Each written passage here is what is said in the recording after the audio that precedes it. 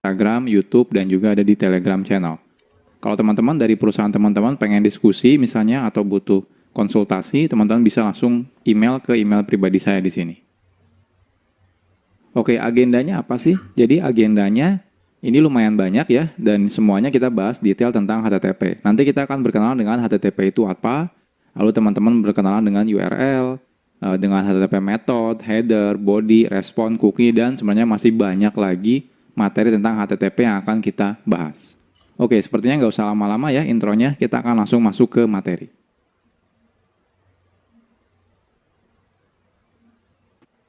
Oke, sekarang kita akan berkenalan dulu dengan HTTP itu sendiri. HTTP itu singkatan dari Hypertext Transfer Protocol. Jadi HTTP itu singkatan ya, Hypertext Transfer Protocol. Nah, HTTP sendiri merupakan protokol untuk melakukan transmisi hypermedia dokumen. Transmisi itu artinya pengiriman dari satu tempat ke tempat yang lain ya. Di mana di sini maksudnya adalah pengiriman dari satu komputer ke komputer yang lain. Nah, contohnya kalau kita membuka website, kita kan sering ya transfer data seperti HTML misalnya, JavaScript misalnya, CSS, image, audio, ya, video, dan lain-lain. Itu semuanya biasanya kalau di web itu ditransfer melalui protokol HTTP. Nah, HTTP sendiri itu awalnya didesain untuk komunikasi antara web browser, ya, aplikasi web browser kita dengan yang namanya web server. Jadi, website itu semuanya berjalan di aplikasi yang namanya web server. Jadi awalnya itu HTTP didesain untuk seperti itu. Jadi transmisi ya data antara web server dengan web browser atau bahkan kebalikannya. Nah, namun saat ini HTTP juga sering dilakukan atau digunakan untuk kebutuhan di luar hal tersebut. Jadi karena saat ini populer sekali ya penggunaan HTTP, jadi tidak hanya untuk membuat website sebenarnya. Nanti teman-teman kalau belajar menjadi programmer itu ada juga digunakan untuk istilahnya backend, API, dan yang lain-lain ya. Jadi ini sekilas tentang HTTP. Oke, jadi saat kita menggunakan HTTP, biasanya kita akan berkenalan dengan yang namanya client server. Jadi HTTP itu mengikuti arsitektur yang namanya client dan juga server. Jadi maksudnya apa? Jadi maksudnya itu adalah nanti klien itu mengirim HTTP request. Jadi dalam HTTP itu ada yang namanya HTTP request dan juga ada yang namanya HTTP respon. Jadi nanti klien ketika ingin meminta data ke server, dia akan mengirimkan dalam bentuk HTTP request. Jadi datanya bentuknya HTTP request. Jadi isinya adalah informasi yang dikirimkan ke server. Ya istilahnya kalau kita mau meminta sesuatu, kalau misalnya kita ya sebagai manusia kita bicara sama lawan bicara kita meminta sesuatu. Nah kalau misalnya ini ya klien itu dia mengirim HTTP request. Anggap saja kalau teman-teman buka web browser itu akan mengirimkan HTTP request ke website-nya atau web servernya.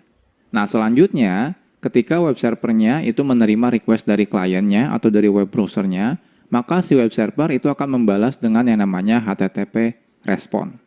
Jadi sebenarnya balasan antara klien dan server ya, HTTP itu. Jadi seperti ini ya konsepnya untuk HTTP. Nah, kalau dibentuk dalam diagram ya, gambar kurang lebih seperti ini. Jadi ini misalnya kliennya contohnya aplikasi web browser kita ya, entah itu Google Chrome, Firefox, Opera, dan yang lain-lain ya. Nah, nanti dia melakukan HTTP request. Jadi mengirim. Jadi saat teman-teman membuka website, sebenarnya dia melakukan pengiriman HTTP request. Lalu di sini kan diterima oleh server, di mana server itu ya web servernya. Mungkin teman-teman buka Google, berarti web server Google. Kalau teman-teman buka Facebook, ya berarti web servernya si Facebook, seperti itu. Nah, nanti web server itu atau servernya itu akan membalas request kita ya. Jadi balasannya dalam bentuk HTTP respon.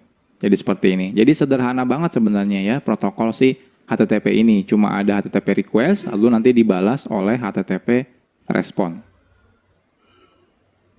Oke. Nah, selain itu, ya, kenapa HTTP itu sekarang populer sekali? Yang pertama karena sederhana, dan sekarang itu kalau teman-teman perhatikan nanti ya di materi-materi selanjutnya, HTTP itu dia menggunakan plain language dan human readable. Jadi maksudnya itu dia itu nanti spesifikasinya atau bahasa HTTP itu sangat sekali mudah dimengerti oleh manusia, ya. Jadi memang HTTP itu didesain menggunakan bahasa yang sangat mudah dimengerti, ya, tidak hanya oleh mesin, ya, tetapi oleh manusia. nanti teman-teman akan berkenalan dengan contohnya seperti perintah get, perintah post, perintah put, perintah delete, dan yang lain-lain. Jadi semua perintah ini kalau sekilas dilihat ya ini seperti perintah manusia aja. Jadi kalau get, ambilkan gitu ya, post, kirimkan gitu ya, put, ubah gitu ya, delete, hapus, seperti itu. Jadi semua perintah-perintah ini ya seperti perintah bahasa manusia aja. Makanya si HTTP itu sangat populer digunakan tidak hanya untuk web ya, bahkan hal-hal lain. Contohnya kalau teman-teman buka aplikasi Android, itu kan Androidnya aplikasinya akan mengirimkan requestnya ke servernya. Misalnya buka aplikasi Facebook gitu ya di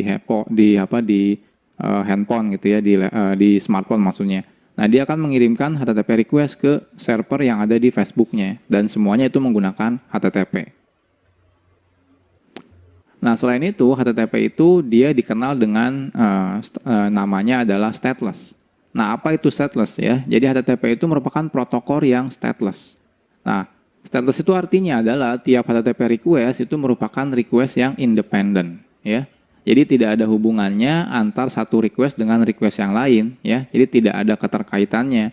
Jadi kalau teman-teman misalnya buka website, itu kan tidak peduli ya urutan pembukaan websitenya. Contohnya teman-teman buka halaman depannya misalnya kalau Facebook, habis itu ngelihat profil teman-teman, teman yang lainnya gitu ya, nanti lihat komentar, lihat apa, itu kan nggak tentu ya. Jadi tidak ada urutan pastinya. Jadi makanya didesain dengan yang namanya stateless. Jadi tiap request yang dikirim dari web browser ke web server itu selalu independen. Tidak ada hubungannya dengan request sebelumnya. Jadi seperti itu ya. Jadi kalau teman-teman ya lihat atau buka aplikasi apapun ya, web browser, buka website apapun ya teman-teman kan bebas gitu ya. Mau loncat dari satu halaman ke halaman yang lain itu bebas. Tidak ada harus urutannya misalnya harus halaman A dulu, halaman B dulu, halaman C, itu nggak ada. Jadi semuanya bebas. Jadi ini memang si HTTP itu didesain stateless ya. Jadi dia tidak menyimpan data apapun, informasi apapun ya dalam requestnya yang jadi dia tidak perlu mengetahui sebelumnya sudah melakukan request apa, bahkan setelahnya mau ngelakuin request apa. Itu tidak perlu. Nah, jadi hal ini dilakukan agar HTTP request-nya tidak harus dilakukan secara sekuensial. Jadi sekuensial itu berurut gitu ya. Jadi nggak harus, kalau buka website Facebook harus A, B, C, D dulu gitu. Buka halamannya, nggak seperti itu. Jadi teman-teman bebas menentukan aturannya atau urutannya. Jadi ini namanya adalah stateless. Nah, kalau teman-teman misalnya, kalau gitu, kok kalau kita buka website, misalnya website Facebook atau website Google, kok kita disuruh login dulu? Nah, berarti kita harus bukan stateless dong. Karena kalau harusnya stateless, saya nggak perlu login dulu. Nah, tidak seperti itu gitu ya. Nah, jadi kalau misalnya untuk login itu ada yang namanya session seperti itu ya. Nah, biasanya ya ini protokolnya tetap stateless. Jadi walaupun dia harus login dulu, tapi sebenarnya dia stateless gitu ya. Jadi untuk menangani masalah seperti ini, jadi HTTP itu memiliki fitur yang namanya HTTP cookie. Jadi HTTP cookie itu digunakan untuk memaksa si browser gitu ya atau si klien untuk menyimpan informasi yang dikirim oleh server. Nanti ini detailnya akan kita bahas di materi tersendiri tentang cookie. Jadi teman-teman nggak usah bingung kalau misalnya HTTP itu stateless gitu ya, tidak peduli dengan request sebelum dan setelahnya, kenapa kita harus login dulu misalnya. Dan kenapa bisa login dulu gitu ya. Nah, itu semuanya dihandle dengan yang namanya cookie. Jadi teman-teman nggak usah khawatir soal ini ya. Sudah ada penanganannya sendiri di HTTP. Nanti kita bahas detailnya tentang HTTP cookie.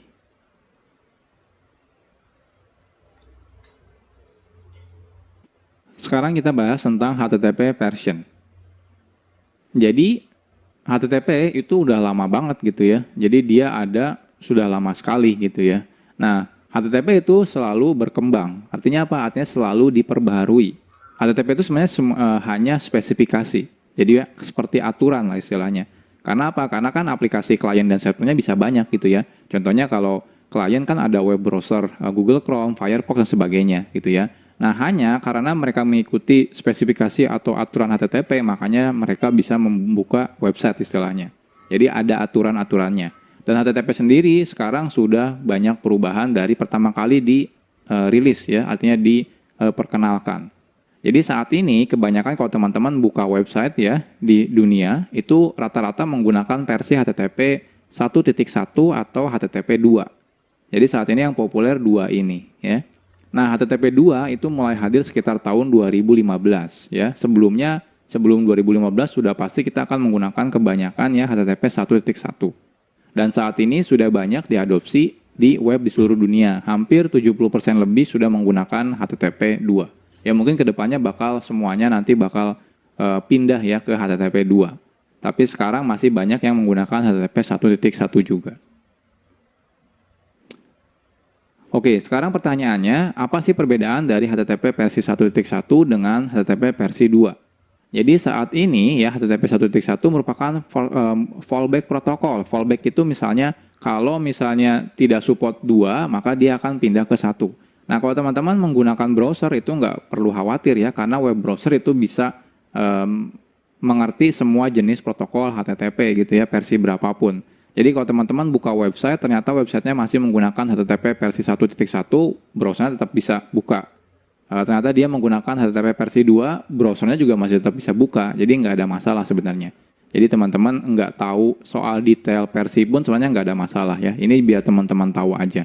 Nah, dan di mana ya, jadi karena HTTP 1 itu merupakan fallback ya, jadi kalau tidak ada baru dia pindah ke sini. Jadi di mana web browser itu secara defaultnya pertama kali akan melakukan request menggunakan HTTP 2. Jadi dia akan coba melakukan request menggunakan versi HTTP 2 ke si web browsernya. Nah ke web servernya ya. Kalau web servernya tidak mendukung ternyata, saya belum mendukung HTTP 2 gitu ya. Maka web browsernya akan melakukan fallback. Fallback itu artinya apa? Dia akan membatalkan request HTTP 2-nya dan merubah ke request HTTP 1.1. Jadi sudah otomatis dihandle sama si web browsernya, gitu ya. Nah, secara garis besar, spesifik HTTP 2 ya sama dengan HTTP 1. Jadi sebenarnya kalau dilihat spesifikasinya atau aturannya sebenarnya sama aja gitu ya. Hanya ada improvement beberapa gitu ya. Jadi yang membedakan antara HTTP 2 dengan HTTP 1 itu ya, HTTP request-nya dikirim dalam bentuk teks secara otomatis menjadi binary. Jadi kalau sebelumnya di HTTP 1 itu ketika dikirim menggunakan teks, kalau HTTP 2 dia dikirim secara otomatis menggunakan binary. Binary itu kalau teman-teman bedakan kalau file teks itu misalnya ya isinya tulisan, kalau file binary itu isinya adalah bytecode, contohnya kayak gambar. Audio itu kan kalau teman-teman edit nggak bisa menggunakan teks gitu yang editnya. Nah, kenapa si HTTP 2 itu menggunakan binary? Karena lebih cepat pengiriman datanya gitu ya dibanding menggunakan teks. Nah, tapi tenang aja, itu sudah diatur semuanya sama web browsernya. Jadi kalau menggunakan HTTP 2 tidak didukung, dia akan otomatis ubah ke HTTP 1. Bentar. Nah, selain itu HTTP 2 menggunakan algoritma kompresi untuk memperkecil request-nya dan mendukung multiplexing ya. Jadi dia itu mendukung algoritma kompresi. Kompresi itu memperkecil ukurannya. Jadi kalau teman-teman misalnya upload gambar ya menggunakan HTTP 2, itu yang tadinya gambar 1 mega, si web browsernya akan mengkompres gambarnya tersebut sehingga lebih kecil. Makanya kalau menggunakan HTTP 2 bakal lebih cepat karena dia dikompres lalu dikirim ke web servernya ya. Nah, selain itu dia mendukung multiplexing ya. Artinya apa? Artinya dia bisa mengirim beberapa request dalam satu koneksi yang sama. Jadi kalau nanti dari klien dan server dia akan membuka istilahnya namanya adalah koneksi ya. Nah, koneksi itu nanti kalau misalnya HTTP 1, satu koneksi ya mengirim satu request. Nah, kalau HTTP 2, satu koneksi dia bisa mengirim beberapa request sekaligus. Makanya dia lebih cepat. Jadi sebenarnya spesifikasinya atau aturannya sebenarnya sama antara HTTP 1.1 dan 2, cuma beda cara kerjanya. Jadi kalau di HTTP 2 dia di-convert menjadi binary dari teksnya, lalu dikompres dan selain itu bisa mengirim beberapa request ya, HTTP request dalam satu koneksi yang sama. Jadi lebih cepat ya. Nah, dari sisi pembuatan aplikasi kalau teman-teman tertarik menjadi programmer sebenarnya tidak ada perbedaannya ya. Teman-teman bisa membuat aplikasinya walaupun pakai HTTP 1 atau pakai HTTP 2 itu tidak ada perbedaan karena semuanya diatur oleh si web server yang akan kita gunakan. Nah, lantas apa bedanya dengan HTTPS?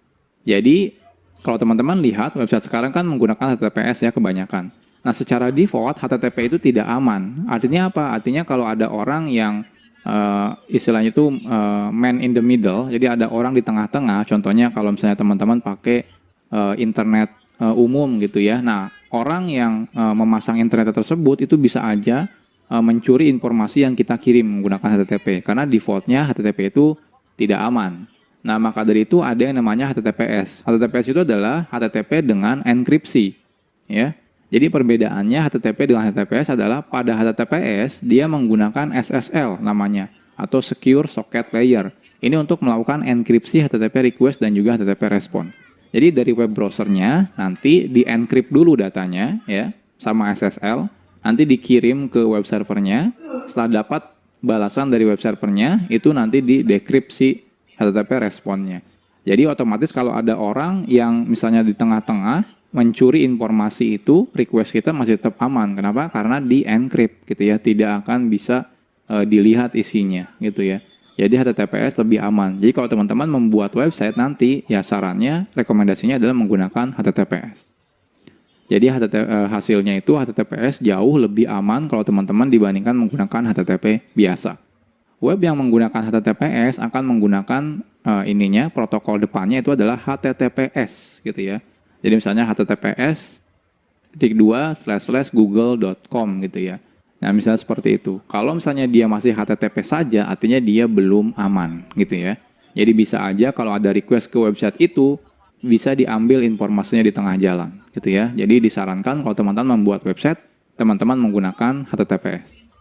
Jadi ini adalah HTTP version.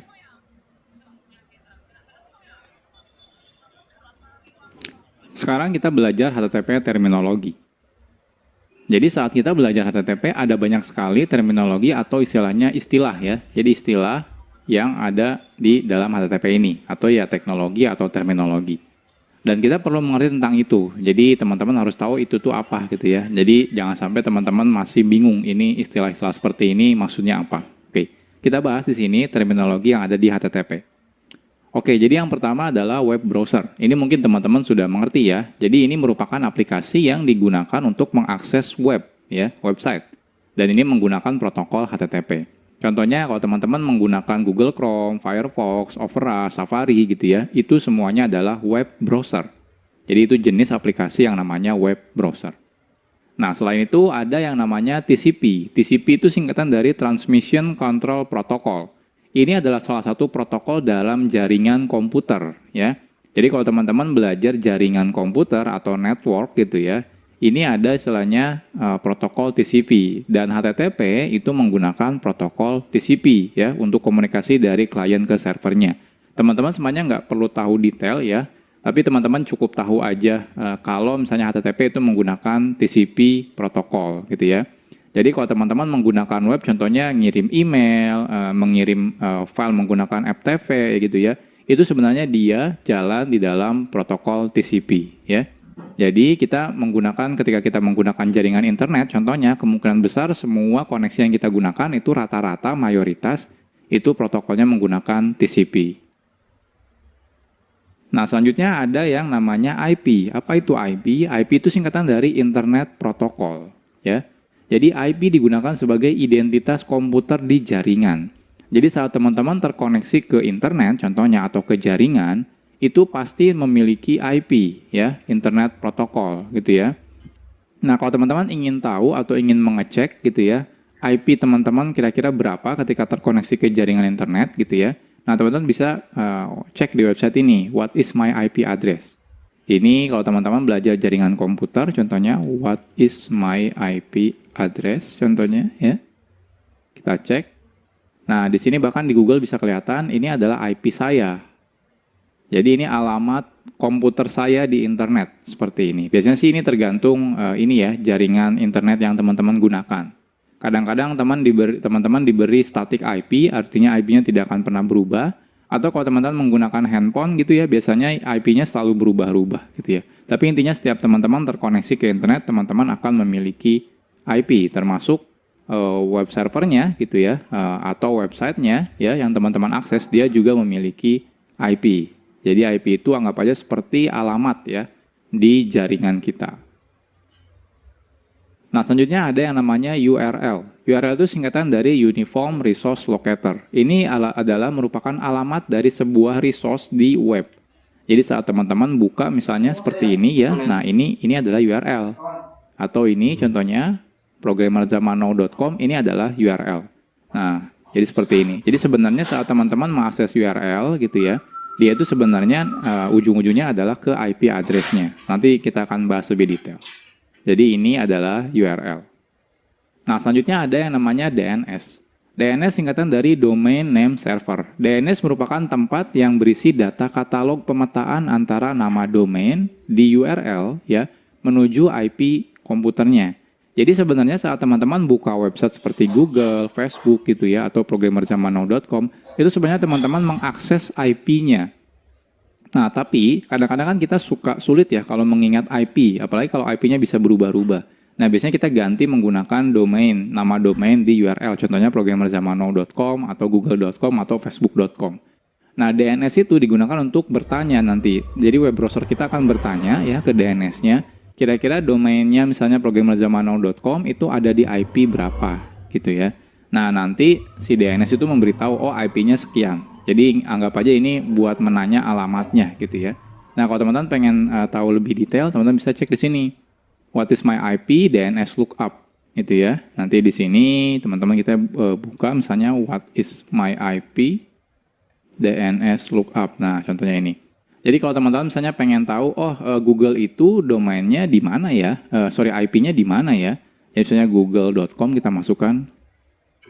Nah, kita lookup.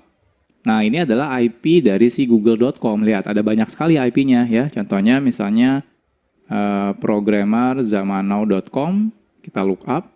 Nah, ini IP-nya cuma ada satu. Atau misalnya facebook.com, kita look up. Nah, ini adalah IP si Facebook gitu ya. Jadi alamat lokasi servernya si Facebook. Jadi sebenarnya saat kita buka domain itu sebenarnya ditanyakan ke DNS ya, detail IP-nya apa. Nah, dari web browser kita akan melakukan request langsung ke alamat si IP-nya. Nah, selanjutnya ada yang namanya web server. Web server ini merupakan aplikasi yang berjalan di jaringan internet yang bertugas sebagai servernya. Jadi kalau web browser itu adalah kliennya, kalau web server itu adalah servernya. Nah, web server itu berisikan informasi dan data yang biasa diakses oleh klien.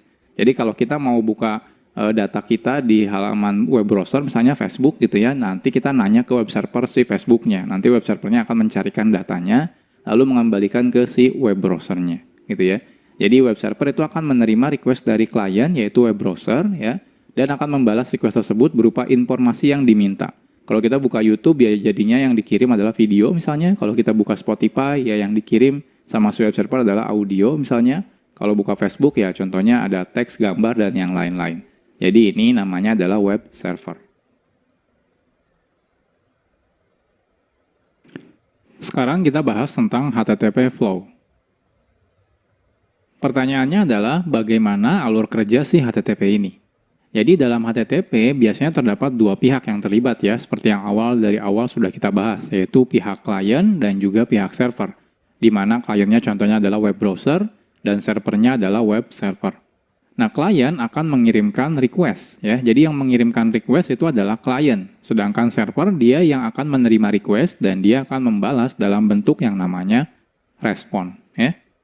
Oke. Jadi yang pertama adalah server, misalnya pihak server. Server ini merupakan sebuah komputer ya. Jadi kan nanti dia adalah web server contohnya dan dia otomatis running dalam atau berjalan di atas sebuah komputer. Jadi anggap aja ini aplikasi ya yang jalan di sebuah komputer. Nah, di mana aplikasi ini ya, aplikasi server ini berisikan semua informasi yang disimpan. Contohnya ya, kalau kita misalnya mau nonton video gitu ya di YouTube ya otomatis komputer si YouTube-nya itu adalah menyimpan data yang videonya. Kalau Spotify contohnya ya menyimpan data musik audionya. Atau misalnya kalau Facebook ya menyimpan data komentar, status, gambar, dan yang lain-lain. Jadi server itu digunakan untuk menyimpan data itunya ya. Nah, komputer server biasanya menjalankan aplikasi web server ya agar bisa menerima protokol HTTP. Jadi walaupun di sana misalnya ada data videonya, gambarnya, tulisannya, dan sebagainya, dia tetap running dalam web server biasanya ya. Jadi dengan kita mengakses menggunakan web server itu nanti yang akan mengelola datanya ya dan akan mengambil dan mengembalikan si datanya. Oke, kurang lebih diagramnya seperti ini. Jadi ada pihak yang namanya server, anggap aja ini komputer sebuah server ya. Nah, ini komputer servernya, di dalamnya ada aplikasi yang namanya web server ya.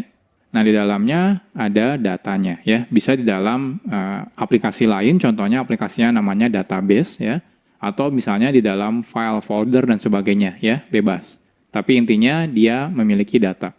Jadi di dalam server itu ada web servernya ya yang akan menerima nanti HTTP request-nya ya dan ada datanya. Oke, pihak selanjutnya adalah klien. Klien merupakan komputer yang bertugas mengirim HTTP request ke komputer server. Jadi kalau misalnya tidak ada request, si server tidak akan mengirim atau membalas responnya gitu ya. Jadi harus ada request-nya. Jadi yang melakukan request itu adalah kliennya, di mana contohnya adalah web browser. Nah, untuk mengirim HTTP, ya request HTTP, biasanya klien akan menggunakan aplikasi web browser. Ini biasanya ya. Jadi memang rata-rata ya biasanya kita kan pasti bukanya menggunakan web browser ya. Nah, selain itu, klien dan server akan terkoneksi dalam jaringan yang sama agar bisa berkomunikasi. Contohnya dalam satu jaringan internet contohnya ya. Kalau dia tidak terkoneksi, maka tidak akan bisa melakukan request dan juga respon. Contohnya kalau teman-teman tidak terkoneksi ke internet, teman-teman tidak bisa buka website Google, YouTube, Facebook, dan sebagainya gitu ya. Jadi semuanya harus terkoneksi dalam satu jaringan. Nah, misal saja klien dan server ya contohnya terhubung dalam jaringan internet. Oke, jadi kurang lebih seperti ini ya. Jadi ada satu tadi yang server, yang kedua adalah yang kliennya, komputer kliennya. Dan di dalamnya biasanya ada aplikasi ya untuk melakukan HTTP request namanya adalah web browser ya. Ini cuma contoh saja web browser. Sebenarnya banyak aplikasi yang bisa melakukan HTTP request. Contoh yang paling populer adalah web browser. Oke, selanjutnya ada yang namanya request. Klien akan mengirim request ya ke server itu dalam bentuk yang namanya HTTP request. HTTP request ini berisikan informasi seperti lokasi resource atau lokasi file apa yang akan kita akses. Atau kalau kita mau mengirim data, contohnya kan teman-teman bisa upload status ya. Kalau di Facebook atau upload video ya, kalau di YouTube contohnya, itu kan artinya kita mengirim data. Nah, jadi bisa aja isinya request itu adalah data juga ya, jadi boleh juga seperti itu. Nah, HTTP request akan diterima oleh si servernya. Nah, selanjutnya server akan memproses request yang diminta oleh klien tersebut. Jadi kalau kita minta contohnya, oh saya mau lihat semua status Facebook teman saya, maka yang dikembalikan oleh si server adalah semua status Facebook teman saya. Kalau saya mau upload video gitu ya, nanti si server yang akan menerima videonya ya dan akan memproses videonya. Seperti itu. Jadi kurang lebih diagramnya seperti ini. Dari web browser kita ya, contohnya aplikasi HTTP-nya, kliennya maksudnya, nanti dia akan mengirim HTTP request. Ini bisa bentuknya request seperti meminta ya, contohnya kayak tadi, minta semua status atau minta data video, atau minta data audio, atau justru mengirim data. Contohnya saya mau upload video, upload gambar, upload teks, dan sebagainya. Ya.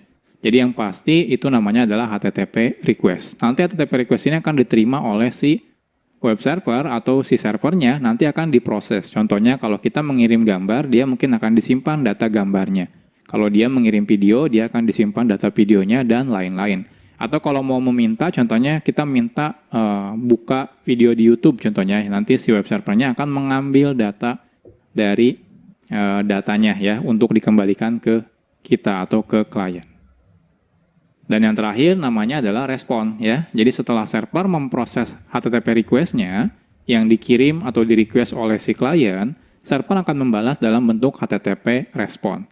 HTTP respon biasanya berisikan data yang diminta oleh klien ketika kita melakukan HTTP request. Jadi kalau saya mau nonton video di YouTube, nanti si web browsernya mengirimkan request-nya ya dalam bentuk HTTP request. Nanti si web servernya yang akan membalas dalam bentuk video. Seperti itu.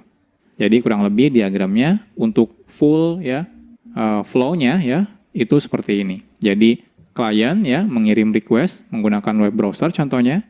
Nanti diproses sama web server, kalau hanya menyimpan data berarti dia simpan, habis itu balas misalnya sukses. Kalau misalnya meminta data berarti dia kirim, habis itu ambil datanya, lalu dikembalikan ke klien. Jadi kurang lebih ya, flow untuk HTTP itu seperti ini. Ya, jadi sederhana. Axe Premium Collection baru. Wangi mewah dengan proteksi deodoran. Aus, mending minum Sprite dengan lemon dan jeruk nipis, nyegerin. Sprite, seger bener.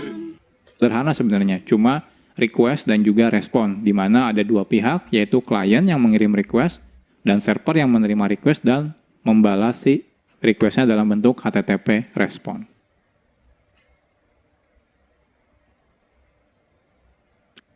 Sekarang kita bahas tentang Browser Network Tool. Untuk lebih mempermudah melihat apa yang dilakukan di belakang web browser, biasanya web browser itu memiliki fitur yang namanya Network Tool. Nah, contohnya di browser seperti Google Chrome atau Firefox, dia biasanya sudah memiliki Network Tool, ya. Nah, dengan menggunakan Network Tool ini, kita bisa melihat detail dari HTTP request dan juga HTTP respon yang dilakukan oleh pihak klien dan juga server, ya. Jadi kita bisa lihat detailnya. Jadi saat teman-teman buka halaman misalnya sebuah website, sebenarnya banyak sekali HTTP request dan juga HTTP respon yang dilakukan oleh si web browsernya. Contohnya kan kalau teman-teman buka satu halaman gitu ya, itu kan sebenarnya banyak sekali yang di-request. Contohnya mungkin ada banyak gambar contohnya, atau ada banyak video. Itu sebenarnya tiap jenis, istilahnya jenis filenya, itu biasanya akan dilakukan HTTP request. Jadi banyak banget. Nah, kita nanti bisa lihat detailnya menggunakan network tool yang ada di browser yang kita gunakan. Oke. Sekarang kita coba ya, jadi tugasnya silakan teman-teman buka website www.programmerjamano.com ya. Lalu silakan lihat HTTP request dan juga HTTP respon yang dilakukan oleh website tersebut ya, atau oleh web browsernya ya, dengan menggunakan network tool. Oke, jadi di sini saya sudah buka ya, programmerjamano.com. Nah, ini saya menggunakan browser Google Chrome ya, jadi teman-teman silakan sesuaikan ya dengan browsernya. Jadi kalau teman-teman menggunakan Firefox, silakan di Firefox juga sudah ada ya network toolnya. Jadi caranya tinggal diklik kanan ya, dimanapun itu klik kanannya, lalu di sini ada bagian inspect ya. Klik inspect. Lalu di sini ada bagian yang namanya network.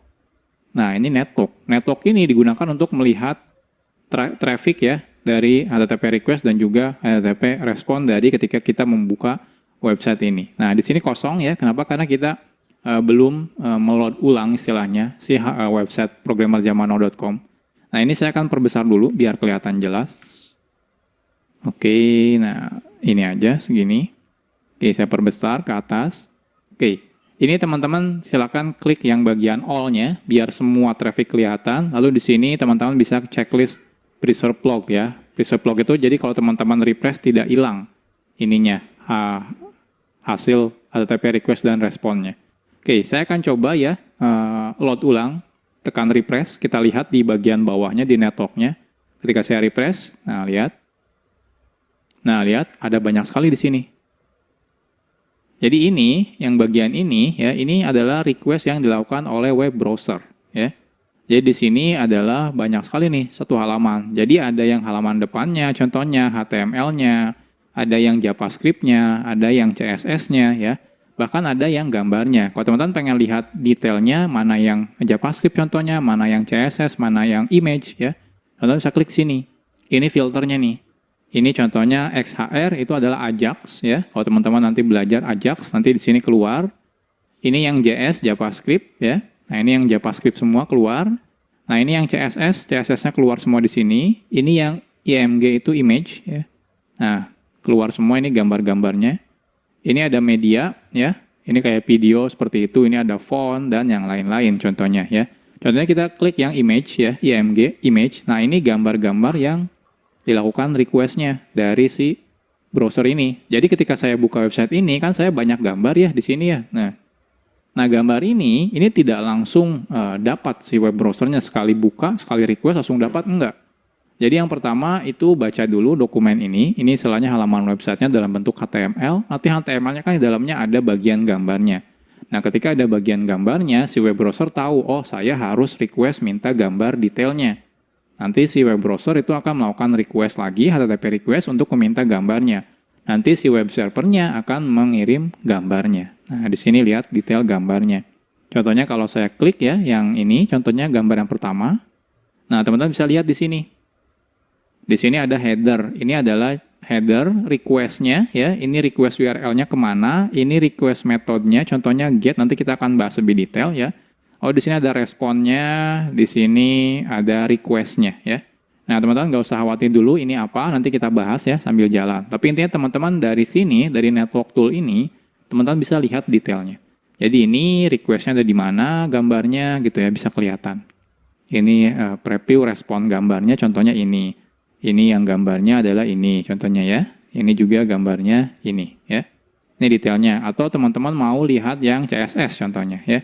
Kita klik CSS-nya, di sini kita lihat preview-nya. Nah, lihat ini teks berupa CSS. Atau semuanya contohnya, yang ini HTML contohnya. Nah, ini responnya ya, bentuknya seperti ini. Nah, lihat. Jadi seperti ini ya, silakan teman-teman biasakan nanti menggunakan network tool. Di materi-materi selanjutnya kita akan pelajari menggunakan si network tool ini. Jadi pastikan teman-teman menggunakan browser ya yang memiliki network tool-nya, biar nanti kita bisa mudah belajar tentang HTTP.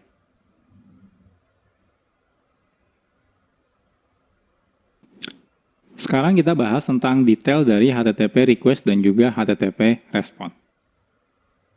HTTP request dan juga HTTP response itu sebenarnya kita bilang namanya adalah HTTP message, jadi pesan dari HTTP. Jadi bentuknya ada yang berupa request dan juga ada yang berupa respon ya pesannya. Nah, HTTP message ini memiliki standarisasi format. Jadi sudah ada format standarnya. Jadi teman-teman tidak bisa buat sesuka kita ya, itu nggak bisa. Karena sudah ada standar bakunya.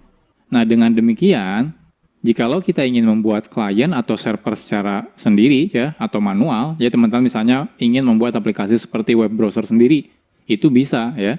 Atau teman-teman mau membuat aplikasi web server sendiri, itu juga bisa ya. Kenapa bisa? Yang penting teman-teman mengikuti standarisasi dari format HTTP message ya. Oke, sekarang kita bahas ya detailnya seperti apa sih format HTTP request dan juga HTTP respon. Pertama kita bahas tentang HTTP request dulu ya. Jadi ini adalah bentuk standar dari HTTP message untuk melakukan request ya, artinya yang dikirim dari si klien. Jadi bentuknya itu adalah teks ya, di mana teksnya kalau teman-teman perhatikan ya isinya seperti ini. Jadi di bagian paling atas ya, baris pertama ini ada yang namanya start line ya. Jadi di sini contohnya ada post, lalu di sini ada context path-nya /login contohnya, lalu di sini ada versi HTTP-nya, HTTP/1.1 ya. Lalu di sini ada yang kita bilang namanya adalah header. Header itu nanti kita bahas ya di materi terpisah. Jadi isinya adalah key dan juga value. Jadi titik 2 itu sebelum titik 2 adalah key-nya, kata kuncinya. Lalu di sini adalah value-nya atau nilainya. Contohnya adalah host. Host itu adalah domain ya.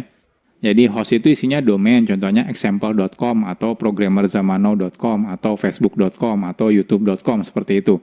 Nah, kalau di sini ini adalah konteks path-nya. Jadi kalau URL itu sebenarnya gabungan dari host ini, domainnya dengan konteks path-nya. Dan ada header-header yang lainnya, nanti kita bahas ya lebih detail. Lalu setelah diawali dengan start line, lalu diikuti dengan header-header ini, lalu selanjutnya diikuti dengan enter kosong nih, space kosong ya, jadi satu baris kosong. Nah, untuk apa ini pemisah antara header dan juga yang paling bawah ini namanya adalah body. Body itu bisa berupa teks, contohnya seperti ini teksnya, atau bisa berupa contohnya kalau teman-teman mengupload video, ya isinya berupa video, atau kalau teman-teman mau mengupload misalnya gambar, dia dalam bentuk gambar misalnya, seperti itu. Jadi ini standar baku dari HTTP message untuk melakukan request. Untuk detailnya nanti kita bahas ya satu persatu. Nah, ini sedangkan adalah format dari HTTP message untuk responnya. Jadi kalau diperhatikan ini sebenarnya hampir sama, cuma bedanya yang start line-nya. Kalau start line-nya yang ini ada kata post-nya dan sebagainya, nanti kita bahas. Ini namanya adalah method. Ini adalah URL ininya, konteks path-nya, lalu ini versi HTTP-nya. Kalau direspon, ini langsung di sini HTTP versi berapa, lalu di sini ada status code-nya ya. Jadi contohnya di sini 200. Nanti kita bahas lebih detail tentang status code. Nah, selanjutnya setelah start line-nya yang direspon, kita ikuti dengan di sini header seperti yang sama ya, seperti yang request. Jadi respon pun punya yang namanya header. Nah, selanjutnya seperti biasa di sini ada space-nya, spasi kosong ya atau enter ya. Satu baris kosong. Lalu diikuti dengan body-nya. Di bagian bawah ini adalah body-nya. Ini contohnya body-nya dalam bentuk teks ya. Kalau teman-teman misalnya buka video, mungkin bodinya dalam bentuk video. Kalau teman-teman buka misalnya audio atau gambar, ya bodinya dalam bentuk gambar. Seperti itu. Jadi ini adalah format HTTP message untuk melakukan request dan respon. Nextnya kita akan coba breakdown ya satu persatu untuk lebih detail dari HTTP message ini.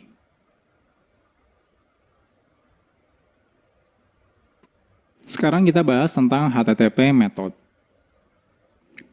Dalam HTTP request, itu hal pertama yang kita perlu tentukan adalah yang namanya HTTP method. Ya. HTTP method itu mirip seperti kategori dari si request itu sendiri.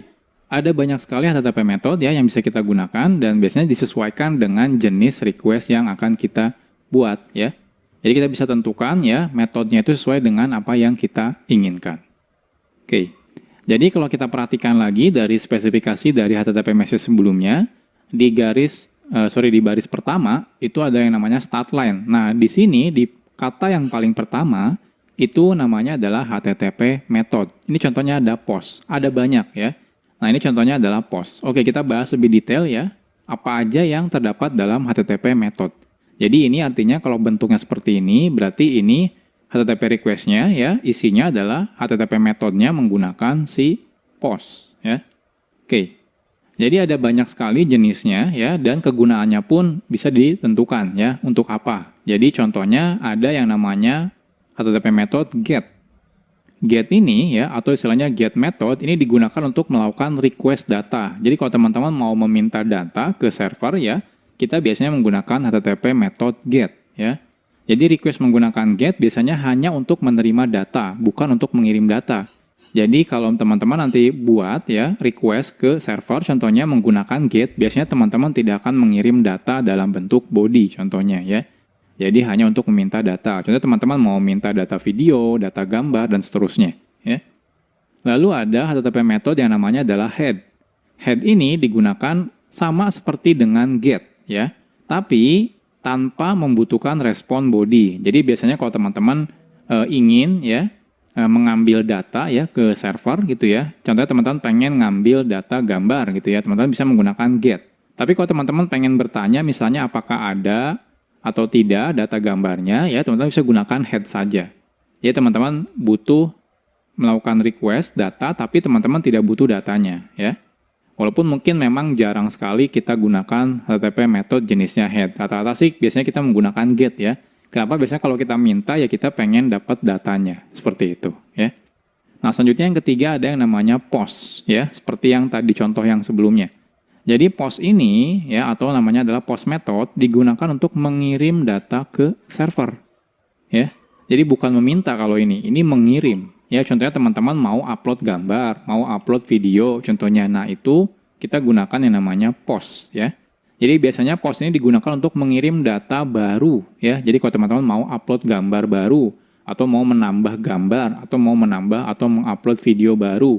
Nah, itu menggunakan post. Jadi saat teman-teman menggunakan post, biasanya di HTTP request-nya terdapat isi bodinya. Entah itu bodinya misalnya teman-teman mau update status ya di Facebook, artinya kan bodinya teks. Atau teman-teman mau upload gambar misalnya di Instagram ya, artinya adalah bodinya adalah gambar. Atau kalau teman-teman mau upload video di YouTube misalnya, berarti isi bodinya adalah video. Seperti itu. Selanjutnya ada yang namanya put ya. Jadi HTTP method namanya put. Put ini ya, put method digunakan untuk mengganti semua data yang terdapat di server dengan data baru yang kita kirimkan. Ya contohnya teman-teman sudah upload satu gambar, teman-teman pengen timpa gambarnya, ya pengen ganti gambarnya. Nah itu biasanya kita menggunakan HTTP method yang namanya put. Ya. Jadi mirip kayak post, bedanya kalau post itu adalah menambah. Ya. Jadi menambah sesuatu atau data baru. Kalau put itu mengganti ya, jadi mereplace semuanya. Jadi data lama kita timpa dengan data baru. Jadi bukan menambah tapi menimpa ya. Selanjutnya ada yang delete. Kalau delete digunakan biasanya HTTP delete method ini ya digunakan untuk menghapus data. Jadi kalau teman-teman mau misalnya menghapus gambar atau menghapus video itu bisa kita gunakan HTTP request ya. Metodenya namanya delete. Jadi biasanya seperti itu. Lalu ada lagi yang namanya patch. Patch ini merupakan HTTP method digunakan untuk mengubah sebagian data ya. Jadi kalau put itu mengubah seluruh data ya. Jadi kalau misalnya post itu menambah data semuanya baru. Kalau put itu mengganti semua data ya. Ya teman-teman mau rubah misalnya teman-teman punya 10 data lalu ketika melakukan put maka 10 data tersebut ditimpa ya diganti semuanya.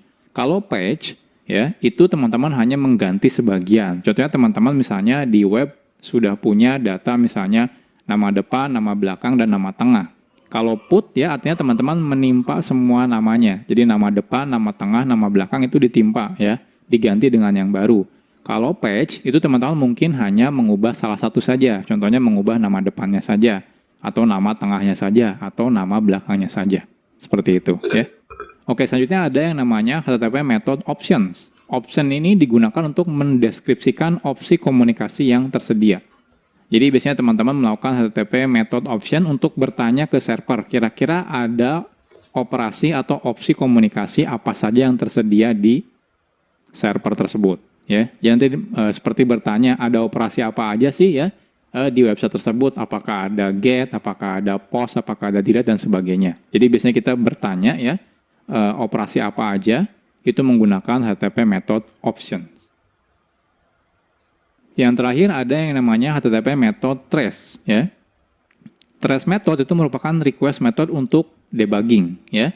Debugging itu adalah biasanya kalau teman-teman bikin sebuah website, teman-teman ingin melihat lebih detail gitu ya, artinya melakukan tracing ya, apakah terjadi masalah atau tidak. Jadi biasanya ya seperti ini, teman-teman bisa menggunakan HTTP method trace.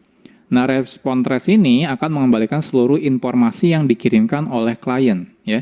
Jadi apa yang dikirim sama klien akan dikembalikan oleh si web servernya atau si servernya gitu ya. Nah, saat membuat web, sangat direkomendasikan untuk tidak mengaktifkan fitur trace. Jadi, biasanya kalau teman-teman dalam proses pembuatan, itu teman-teman boleh nanti mengaktifkan HTTP method yang namanya trace. Tapi nanti ketika aplikasi teman-teman dalam bentuk website sudah jadi, gitu ya, itu sangat tidak disarankan ya, HTTP method trace ini ya, itu diaktifkan. Kenapa? Karena bisa disalahgunakan sama orang lain. Jadi nanti informasinya bisa kelihatan gitu ya. Jadi ini biasanya untuk kebutuhan istilahnya debugging ya, atau dalam proses pembuatan aplikasi. Jadi ini adalah HTTP method. Jadi teman-teman bisa nanti ketika membuat website contohnya ya, bisa teman-teman gunakan jenis-jenis HTTP method yang bisa disesuaikan. Jadi kalau mau mengambil data, gunakan get, membuat data baru, gunakan post, menghapus data, gunakan delete, mengupdate semua data, gunakan put, atau mengupdate sebagian data, gunakan patch, dan yang lain-lain. Jadi ini tentang HTTP method.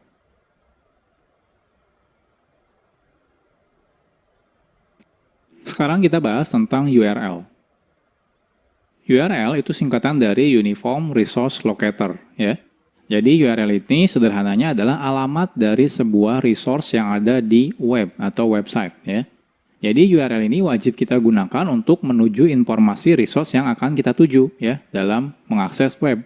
Kalau teman-teman tidak tentukan URL-nya, ya kita nanti bingung ya, web browser-nya pun bingung, teman-teman mau membuka apa. Jadi mirip teman-teman ketika buka web browser, ketika teman-teman masukkan di alamat address bar-nya, teman-teman harus memasukkan alamatnya, misalnya www.facebook.com, www.google.com misalnya. Artinya itu adalah alamatnya ya. Nah, tanpa URL, klien atau server tidak akan mengerti informasi apa yang ingin kita cari. Jadi teman-teman wajib ya memasukkan data URL-nya. URL itu nanti dipecah menjadi dua, yang pertama adalah domainnya, yang kedua adalah konteks path-nya. Nah, untuk domainnya itu ada di bagian header ya, nanti kita bahas detailnya. Nah, sedangkan di bagian konteks path-nya nanti ada di bagian start line-nya yang paling pertama. Nah, sekarang kita akan breakdown dulu ya, detail dari URL itu seperti apa. Oke, jadi ini adalah anatomi dari URL. Jadi URL itu terdiri dari beberapa bagian. Beberapa bagian wajib ada ya, tapi beberapa bagian tidak wajib ada. Nah, ini contohnya ya, beberapa contoh URL. Contohnya misalnya www.programmerzamano.com. Ada www.programmerzamano.com misalnya /premium membership misalnya. Atau misalnya programmerzamano.com tanda tanya search sama dengan Java misalnya. Seperti ini. Jadi ini adalah contoh URL ya. Nah, kita akan breakdown ya, jadi detail dari contoh-contoh URL itu seperti apa, atau istilahnya adalah anatomi detail dari si URL-nya. Oke, yang pertama itu ada yang namanya skema. Jadi bagian awal dari URL itu pasti ada yang namanya skema. Jadi bagian awal di URL adalah skema yang mengindikasikan protokol yang perlu digunakan oleh si klien. Jadi ada contohnya protokol HTTP atau HTTPS ya. Sebenarnya ada banyak lagi ya, contohnya FTP dan sebagainya. Cuma kalau itu berarti sudah di luar dari HTTP. Kita bahas yang HTTP saja ya. Ya contohnya di sini ya, ada skemanya. Jadi skemanya di sini contohnya HTTP. Kalau teman-teman pakai HTTPS berarti HTTPS ya, seperti ini. Jadi ini namanya adalah skemanya. Ini biasanya wajib. Kalau teman-teman tidak mengetikkan, contohnya langsung www.google.com misalnya ya, www.google.com misalnya, itu biasanya langsung sama si browsernya otomatis ditambahkan HTTP-nya depannya ya. Nah, selanjutnya diikuti dengan /2// ini juga wajib ya teman-teman masukkan seperti ini. Jadi ini bagian ini namanya adalah skema ya. Oke, selanjutnya ada yang namanya authority ya, atau teman-teman mungkin lebih kenalnya dengan domain. Tapi kenapa tidak dibilang domain? Sebenarnya di dalam authority itu ada dua bagian, makanya sebenarnya tidak dibilang dengan domain saja. Jadi selanjutnya ya, setelah dipisahkan dengan tanda /2// diikuti dengan bagian yang namanya authority. Ini terdiri dari nama domainnya ya dan nomor portnya. Ini dipisahkan dengan /2. Jadi kalau teman-teman perhatikan di sini contohnya ya, nama domainnya adalah www.example.com gitu ya. Lalu di sini ada /2-nya. Lalu di sini adalah nomor portnya. Nah, mungkin teman-teman ketika membuka website tidak merasa memasukkan nomor portnya ya. Itu karena kalau teman-teman tidak memasukkan nomor portnya, secara default sebenarnya dia sudah menggunakan nomor portnya adalah 80 ya. Kalau teman-teman menggunakan HTTP ya. Tapi kalau teman-teman menggunakan HTTPS ya, itu default portnya adalah 443. Jadi teman-teman sebenarnya ketika menggunakan skema HTTPS, dia portnya adalah 443. Tapi kenapa teman-teman tidak perlu memasukkan ya nomor portnya, karena sudah otomatis dimasukkan oleh si browsernya. Ya. Nah, nama domain ini nanti akan ditanyakan ke DNS ya, di mana dari DNS nanti kita bisa dapat detail dari alamat IP-nya. Nanti sebenarnya si web browser itu mengakses alamat IP-nya di sini ya. Nama domain nanti diganti sama alamat IP address-nya. Lalu /2, lalu di sini nomor portnya ya. Namun kalau kita bisa langsung menggunakan IP jika memang website tersebut tidak memiliki nama domain. Jadi kalau teman-teman misalnya punya website ya, bisa membuat website tapi teman-teman tidak mau menggunakan nama domain, contohnya itu juga sebenarnya bisa. Cuma di sini harus dimasukkan nomor IP-nya ya. Cuma kenapa tidak direkomendasikan menggunakan IP saja, karena sulit untuk diingat kalau nomor saja gitu ya. Kalau domain kan lebih mudah diingat ya. Nah, nomor port tidak wajib ya. Jadi bagian ini tidak wajib ya. Tapi artinya kalau teman-teman tidak memasukkan ya, kalau teman-teman menggunakan skema HTTP ya, itu masuknya portnya otomatis 80. Kalau teman-teman menggunakan HTTPS ya, dia masuknya adalah 443. Bisa nggak kita ubah nomor portnya? Bisa. Teman-teman tinggal masukkan saja nomor port yang berbeda ketika nanti membuat website. Itu bisa ya. Jadi ini adalah bagian authority. Oke, setelah bagian authority, selanjutnya ada bagian yang namanya path ya. Atau ada yang bilang juga ini adalah context path. Itu sebenarnya sama aja. Nah, selanjutnya ya, setelah authority ada bagian selanjutnya dan ini tidak wajib ya. Contohnya kan teman-teman kalau kita buka misalnya www.programmerzamano.com, itu kan teman-teman tidak wajib memasukkan path-nya ya di belakangnya ya. Nah, path ini biasanya berisikan informasi menuju resource yang kita tuju, lebih ke detail resource yang kita tujunya. Nah, path tersebut ya biasanya seperti kumpulan folder dan diakhiri dengan file ya, walaupun tidak wajib seperti itu, tapi biasanya seperti ini. Jadi ini contohnya misalnya ya. Jadi biasanya diikuti dengan slash ya, lalu di sini foldernya, slash kalau ada folder lagi silakan folder lagi, slash baru di sini filenya. Biasanya seperti ini ya, tapi tidak wajib seperti ini ya.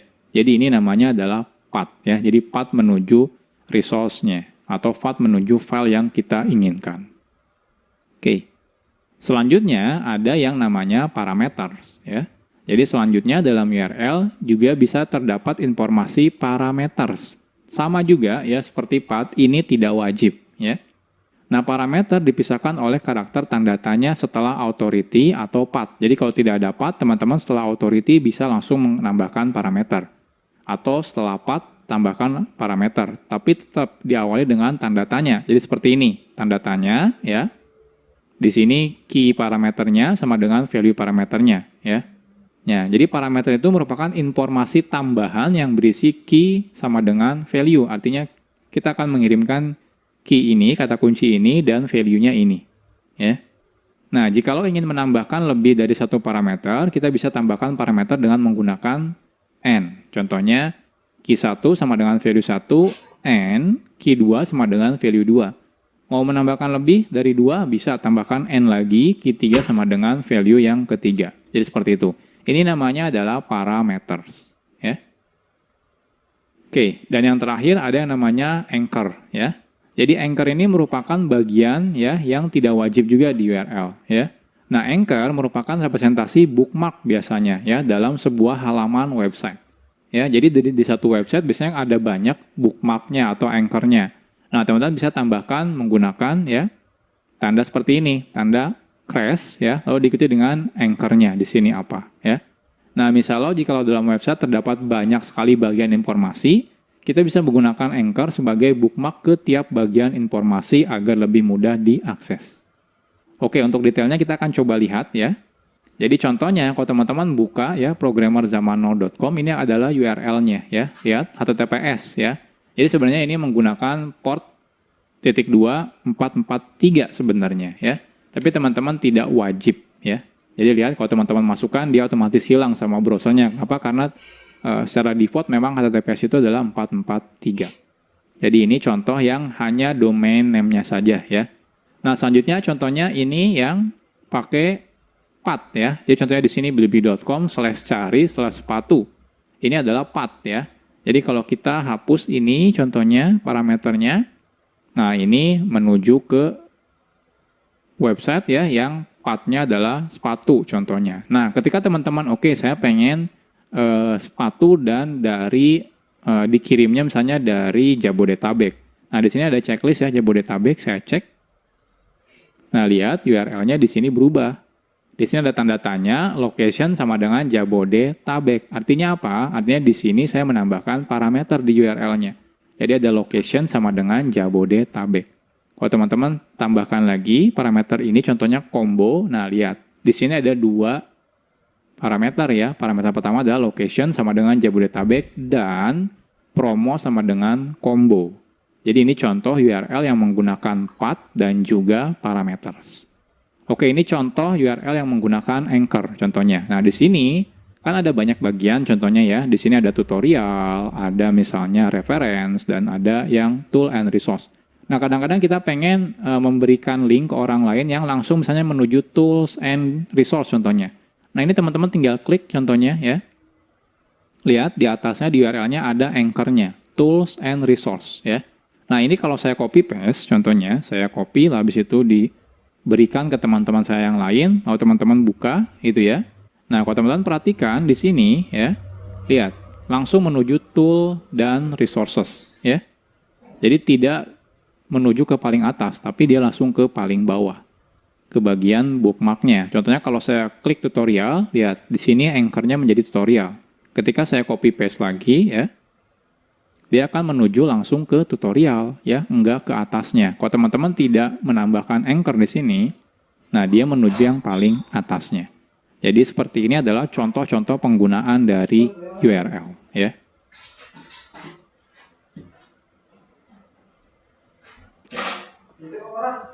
Sekarang kita bahas tentang HTTP header. HTTP header ini merupakan informasi tambahan yang biasanya dikirim di request atau juga ya dikirim melalui responnya. HTTP header biasanya digunakan agar informasi tidak harus dikirimkan menggunakan request body ya atau bahkan respon body. Jadi tidak mengubah isi dari bodinya ya. Nah, HTTP header biasanya berisi key dan value mirip seperti parameters, cuma bedanya ada di dalam header.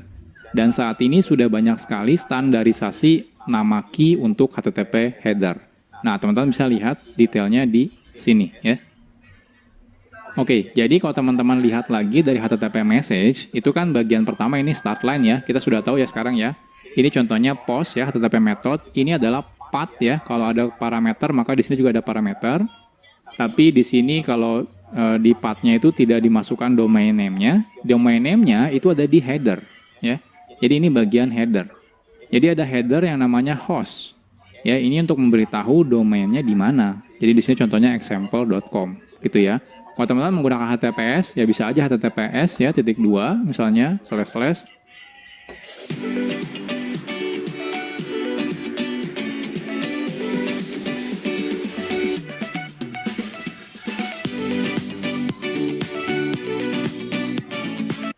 example.com misalnya seperti itu ya.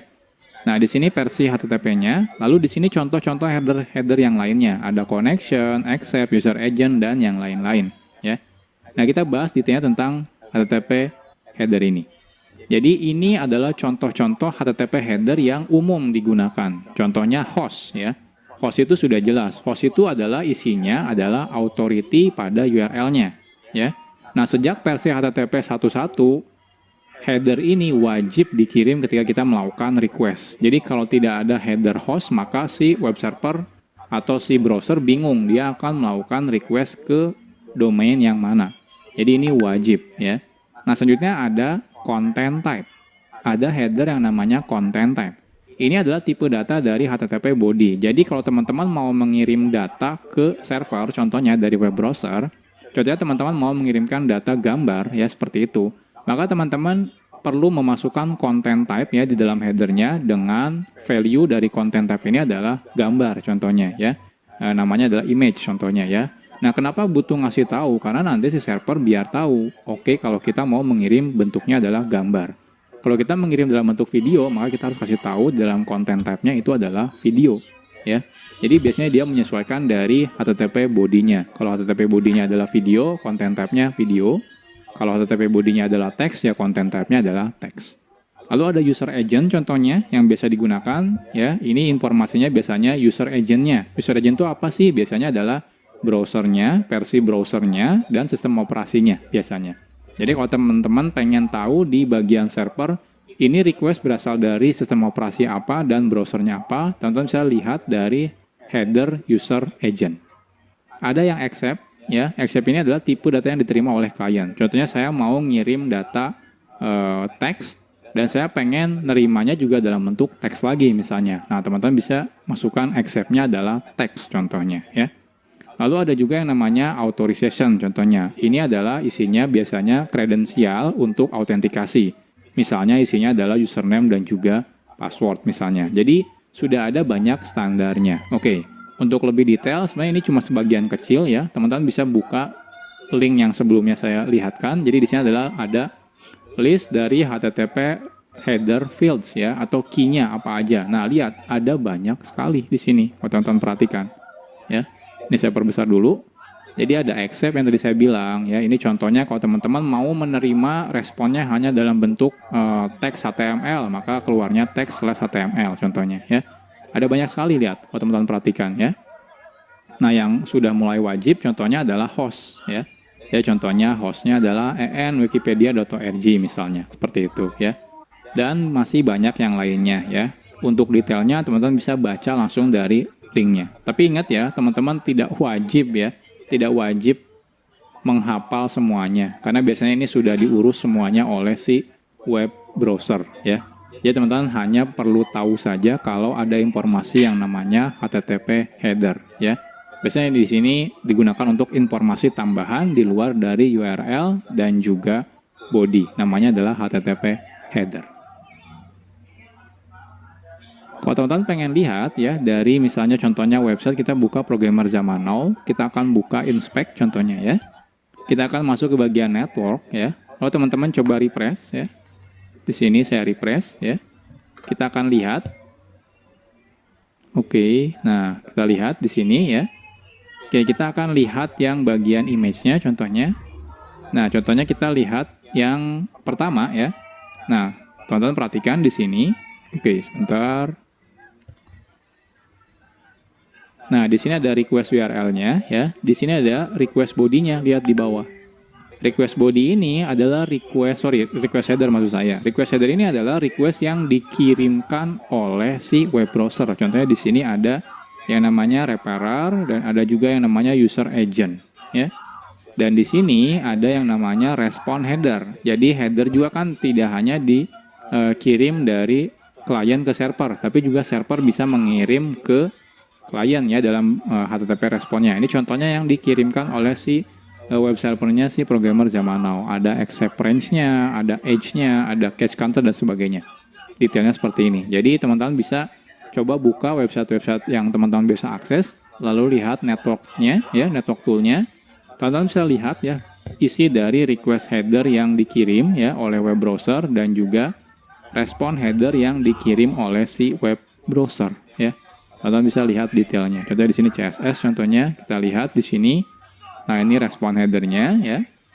Dan di sini adalah request headernya. Jadi request header adalah yang dikirim dari klien ke server, dan respon header itu adalah yang dikirim dari server ke klien. Jadi ini kalau teman-teman pengen lihat detail dari HTTP header.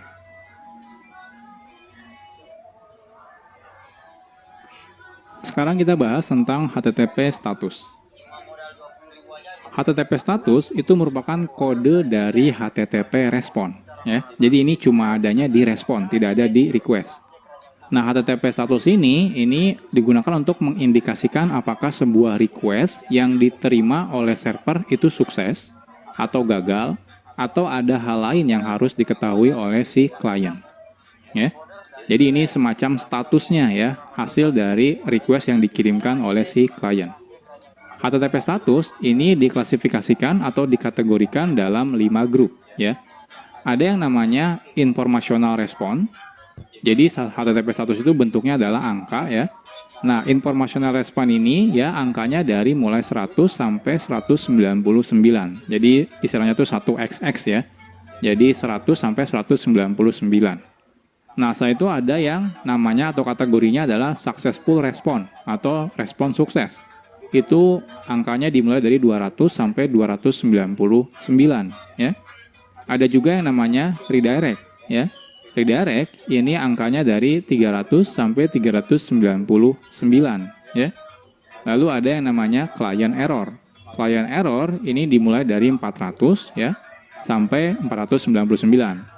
Dan terakhir ya ada yang namanya server error. Ini dimulai dari 500 sampai 599. Kalau teman-teman pengen tahu detailnya tiap kategori ini ya, isinya apa aja, misalnya kalau 500 itu untuk apa, 501 untuk apa, 400 untuk apa, itu teman-teman bisa lihat detailnya di link ini ya. Jadi ini ada list of HTTP status codes. Nah, jadi kalau teman-teman perhatikan ya, dalam HTTP message, di baris pertama dalam HTTP respon ya, itu kan ada start line-nya. Start line-nya itu dimulai dari yang pertama versi HTTP-nya, spasi, nah di sini adalah responnya. Ini adalah HTTP statusnya, HTTP status responnya. Contohnya di sini 200 ya. Oke. Kita akan bahas yang pertama adalah informational response atau dari 100 sampai 199. Jadi informational response ini mengindikasi bahwa request telah diterima dan dimengerti ya. Jadi request yang dikirim oleh si klien itu sudah diterima sama si server dan si server sudah mengerti. Nah, tapi klien diminta untuk menunggu tahapan akhir respon. Jadi ketika dibalas itu belum tentu si request-nya itu diproses sama si server, tapi cuma dibilang oke, diterima dan dimengerti. Nah, pada kenyataannya ya informational response itu sebenarnya jarang sekali kita gunakan gitu ya. Jadi saat teman-teman membuat website itu sebenarnya jarang kita menggunakan informational response ya. Oke, detailnya teman-teman bisa baca di sini ya. Jadi ini contoh-contoh yang status informational response kita buka. Contohnya di sini ada continue, ada switching protocol, ada processing, ada early hint dan yang lain-lain. Detailnya teman-teman bisa baca di sini. Selanjutnya ya, ada yang namanya successful ya, respon. Ini dari angka 200 sampai 299. Successful response ini merupakan kode yang mengindikasi bahwa request yang dikirim oleh klien itu telah diterima dan dimengerti dan juga sukses diproses oleh si server. Jadi ini nggak cuma diterima dan dimengerti, tapi beneran sudah sukses diproses ya. Jadi istilahnya itu tidak statusnya sudah jelas karena sudah sukses. Kalau yang 100 tadi informational response itu cuma diterima aja dan belum tahu apakah sukses atau tidak, seperti itu. Detailnya teman-teman ada apa aja ya dari 200 sampai 299 itu teman-teman bisa lihat di sini ya. Ini contohnya, kalau 200 itu artinya oke, statusnya berhasil diproses contohnya ya. Ada 201 ini created, artinya mungkin kalau teman-teman membuat data, ketika kita balikan 201 dari si servernya berarti sukses sudah dibuat. 204 misalnya sukses sudah diterima dan yang lain-lain, ada banyak ya. Teman-teman bisa baca detailnya. Oke, selanjutnya ada yang redirect. Jadi yang 300 sampai 399 itu kodenya That client review was brutal. We're gonna be underwater for weeks. Ini adalah redirect. Redirect status code ini mengindikasi bahwa klien harus melakukan aksi selanjutnya untuk menyesuaikan untuk menyelesaikan request. Nah, biasanya redirect status code digunakan ketika lokasi sebuah resource berubah, sehingga server meminta klien untuk berpindah ke URL lain. Contoh yang paling simpel, teman-teman misalnya habis login dari Facebook atau dari Google, itu kan otomatis berpindah ya halamannya secara otomatis dari halaman login ke halaman misalnya halaman utama Facebook atau beranda Facebook contohnya. Nah, itu biasanya digunakan respon redirect. Jadi setelah teman-teman sukses, diminta untuk melakukan redirect ke halaman yang lainnya. Seperti itu ya. Nah, detailnya teman-teman bisa baca di sini contoh dari status yang redirect ya. Ini contohnya ada 300, 301, 302 dan seterusnya. Teman-teman bisa baca detailnya di sini. Yang keempat, contohnya ada yang namanya kategori client error. Ini adalah dari angka 400 sampai 499. Client error status code ini merupakan indikasi bahwa request yang dikirim oleh klien itu tidak diterima oleh server, alias ditolak ya. Nah, kenapa ditolak? Kalau dapat responnya adalah 400 sampai 499, itu artinya dikirimnya itu dari klien dianggapnya datanya tidak valid. Artinya memang tidak diterima sama si servernya. Nah, contohnya klien mengirim body yang salah. Klien melakukan request misalnya tanpa autentikasi misalnya ya ke resource yang wajib melakukan autentikasi contohnya. Contohnya teman-teman misalnya mengupload video sebelum login ke YouTube, otomatis akan ditolak menggunakan status code 400 sampai 499. Atau contohnya teman-teman mau merubah nama tapi isi namanya kosong gitu ya, maka ditolak juga sama servernya. Biasanya tolaknya menggunakan respon code client error antara 400 sampai 499. Artinya apa? Artinya kalau responnya itu adalah 400 sampai 499, artinya ada error ya, ada yang salah yang dikirim oleh si klien. Jadi problemnya atau masalahnya adanya di klien. Untuk detailnya teman-teman bisa baca di sini ya. Ini contoh dari client error respon. Ada 400 contohnya bad request, biasanya ini digunakan untuk menolak karena requestnya mungkin tidak valid datanya.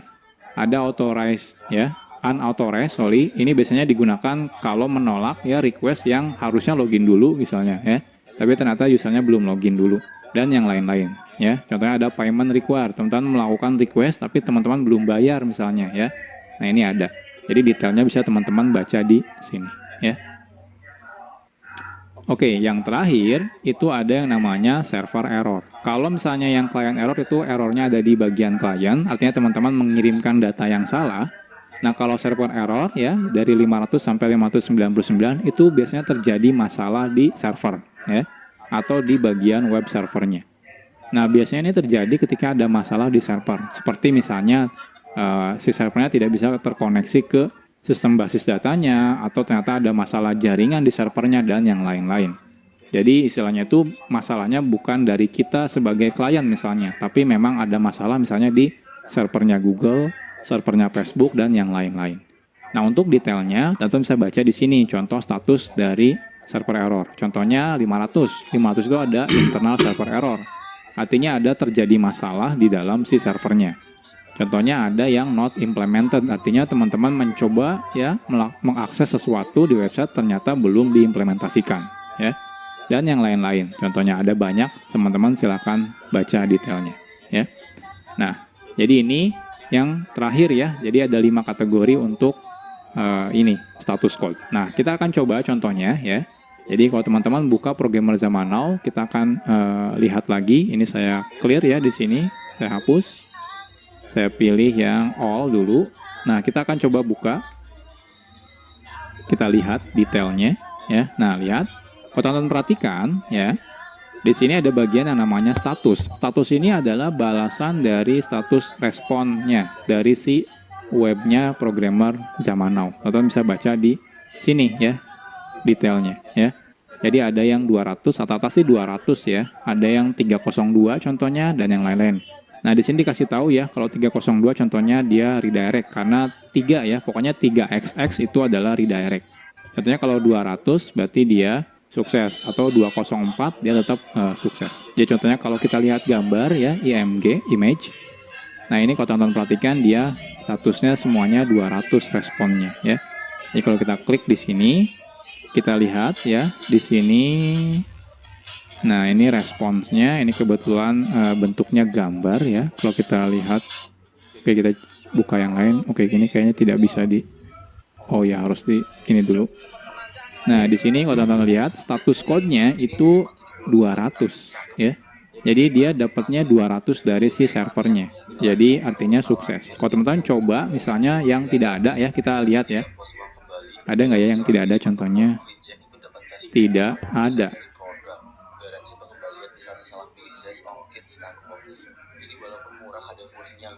Nah, ini 404 ya. Nah, kita lihat di sini. Oke, saya clear dulu deh. Ini kebanyakan sepertinya. Nah, kita lihat dari yang paling pertama. Nah, lihat. Ya. Saya mengakses URL ini ya, programmerzamannow.com/tidak/ada ya. Di sini balikannya dari server programmerzamannow.com itu keluarnya adalah 404 ya status code-nya. Artinya apa? Artinya saya mengakses sebuah URL yang memang tidak ada.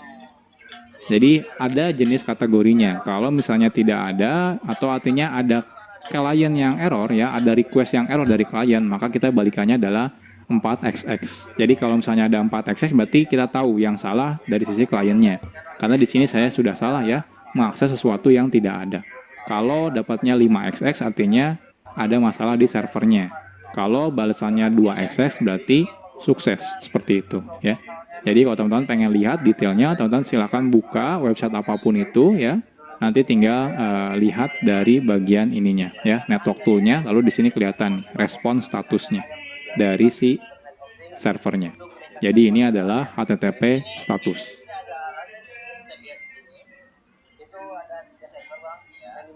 Sekarang kita bahas tentang HTTP body. HTTP body ini merupakan data yang dikirim ya dalam HTTP request. Artinya ini dikirim dari klien ke server. Atau HTTP body juga bisa dilakukan kebalikannya. Artinya bisa dimasukkan dalam HTTP respon. Artinya dikirim dari server ke klien ya. Jadi artinya bisa bolak-balik nih. Klien bisa mengirim data ke server menggunakan HTTP body atau juga sebaliknya. Server bisa memberikan body direspon menggunakan HTTP body. Jadi contohnya kalau teman-teman mau upload gambar misalnya, teman-teman akan mengirimkan gambarnya dalam HTTP body. Ketika teman-teman menerima gambar, contohnya ya, ingin melihat gambar atau bahkan mungkin melihat video di YouTube, maka teman-teman juga akan mendapatkan body berupa gambar atau video. Seperti itu. Ya. Oke, jadi detailnya HTTP body, kalau kita runut lagi dari HTTP message di awal, ya, entah itu di request atau respon, itu ada di bagian paling bawah di sini, ya, setelah spasi baris kosong di sini. Jadi setelah di sini start line-nya, entah itu di request atau respon, lalu header, lalu di sini space ya, baris kosong, lalu di sini baru datanya. Kalau tulisan teks seperti ini mungkin bisa dibaca ya, tapi kalau gambar mungkin tidak bisa dibaca ya. Nah, biasanya ketika kita mengirimkan body atau menerima body gitu ya dari server, itu biasanya ada header yang namanya content type. Jadi content type ini digunakan untuk tipe data si bodinya. Ketika kita mengirim content type-nya, contohnya di sini ada application JSON, maka di sini isinya adalah berupa JSON. Ketika kita menerima, lalu content type-nya adalah application JSON, maka di sini datanya adalah JSON juga. Kalau content type-nya berupa image, contohnya ya gambar, maka di sini isinya adalah gambar. Ya. Mungkin kalau teman-teman lihat tidak akan bisa teman-teman baca kalau gambar ya. Cuma kalau teman-teman buka menggunakan browser, nanti dia kelihatan sih detail gambarnya. Ya. Oke. Nah, jadi saat teman-teman melakukan pengiriman data body atau menerima data body gitu ya, HTTP body itu selalu erat kaitannya dengan header yang namanya adalah content type. Jadi biasanya agar klien atau server mudah mengerti isi dari HTTP body, HTTP message-nya akan memiliki header yang namanya content type. Ini berisi dari informasi tipe data si HTTP body-nya. Contohnya ya, kalau HTTP body-nya bisa berisikan teks, contohnya misalnya HTML, JavaScript, CSS, JSON, dan yang lain-lain. Atau misalnya tipenya adalah binary, contohnya kalau binary itu adalah image, ya, gambar, video, ya, audio, dan yang lain-lain. Artinya yang tidak bisa dilihat bulat-bulat dalam bentuk teks misalnya ya. Nah, data konten type Gemini Master Challenge nomor 18 DIY dekorasi rumah. Punya banyak kardus bekas nih, pengen dibikin jadi dekorasi rumah yang estetik. Kasih ide dan gambarnya ya, bisa jadi ampas, kalian cara buatnya di tabel. Wah, kayaknya bisa nih dijadiin vas bunga. Bisa Gemini? Bisa kan? Mau cuan dari trading? Bisa. Nih, pelajarin dulu dasarnya. Gimana candlesticknya? Ada panjang, pendek, sudah memiliki standarisasi. Jadi teman-teman kalau mengirimkan gambar ya, bukan berarti konten tabnya tulisan gambar, bukan. Ada detailnya. Gambar pun kan banyak jenisnya ya, ada JPEG, ada PNG, ada GIF, dan yang lain-lain. Nah itu semuanya detailnya ada. Konten tabnya tuh namanya ada. Detailnya teman-teman bisa lihat di link ini ya. Oke, jadi kalau teman-teman buka ya link tersebut, ini adalah common meme types ya. Jadi ini contoh-contoh content types ya.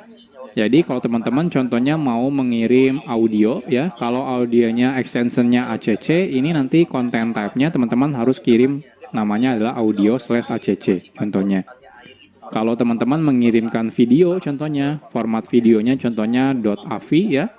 Nah ini teman-teman kirimnya menggunakan ini video/XMS video contohnya. Nah kalau biasanya kan kalau kita sekarang di ini ya menggunakan HP contohnya biasanya kan kita MP4 ya contohnya. Nah kalau MP4 videonya biasanya kita kirimnya konten type-nya adalah video/MP4. Kalau MP3 maka audio/MPEG contohnya ya. Jadi ini contoh standarnya detailnya. Contohnya kalau teman-teman misalnya mau upload Microsoft Word yang doc gitu ya. Tinggal cari yang doc contohnya. Nah, kita lihat. Nah, di sini ada nih doc ya, dia tipenya Microsoft Word. Maka teman-teman kirim konten type-nya adalah application/MS Word seperti ini. Jadi ini contoh standar dari meme type ya atau content type. Jadi detailnya bisa lihat di sini. Oke, contohnya kita akan coba ya, kita pengen lihat ya apakah benar ya. Jadi contohnya saya buka salah satu website e-commerce contohnya blibli.com. Nah, di sini kita akan buka shopping cart di sini misalnya ya. Nah, di sini contohnya kita akan tambahkan si jumlah ininya, kuantitinya. Nah, kita lihat. Ketika menambahkan jumlah kuantiti, otomatis ada request yang dikirim dari klien atau browser ke servernya. Nah, kita akan lihat contohnya. Di sini saya klik network ya. Nah, kita akan tambahkan contohnya 1. Nah, di sini kelihatan nih. Ada operasi update ya. Update itu berarti ada request. Nah, di sini kita lihat request URL-nya ke sini ya. /backend/retail/cart/update. Request methodenya put ya. Artinya put itu berarti mengubah ya. Respon code-nya dari servernya blibli.com kita dapat 200, artinya sukses ya. Nah, teman-teman bisa dilihat di sini ada request-nya. Nah, di sini ada request header-nya. Nah, kita cek ada content type atau tidak. Nah, di sini ada nih. Content type-nya adalah application/JSON. Artinya harusnya ada body yang dikirim dalam bentuk JSON ya. Kita cek bagian bodinya. Nah, di sini ada bodinya ya.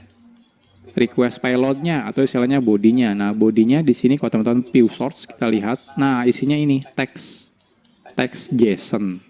Seperti ini ya. Artinya apa? Artinya kita bisa lihat bodinya seperti ini ya.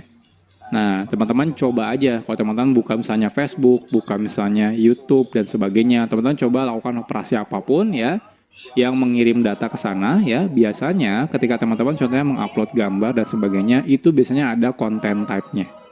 Atau contohnya kita buka misalnya programmerzamano.com, ini kita cek dulu ya. Oke, kita buka inspect elemen dulu. Oke, saya lupa tadi buka dulu inspect elemen. Ini kita coba ulang. Oke, kita lihat yang image ya. Nah, image. Nah, ini di sini ada type-nya. Type-nya ini adalah PNG. Kita klik salah satunya gambarnya. Di sini harusnya ada respon header-nya. Respon header di sini ada content type. Content type ini artinya apa? Artinya ini adalah tipe data balikan dari responnya karena di sini ada di respon header. Jadi content type-nya berupa image/png. Jadi gambarnya berupa PNG. Lalu kebetulan di sini bodinya teman-teman bisa lihat di bagian preview ya. Nah, ini contohnya. Jadi teman-teman tidak dalam bentuk teks ya. Kalau PNG, si browsernya udah tahu kalau ini adalah gambar. Maka bodinya dirender dalam bentuk gambar. Jadi seperti ini. Jadi ini kalau teman-teman pengen lihat detail dari body, entah itu yang dikirim ke server atau yang diterima dari server.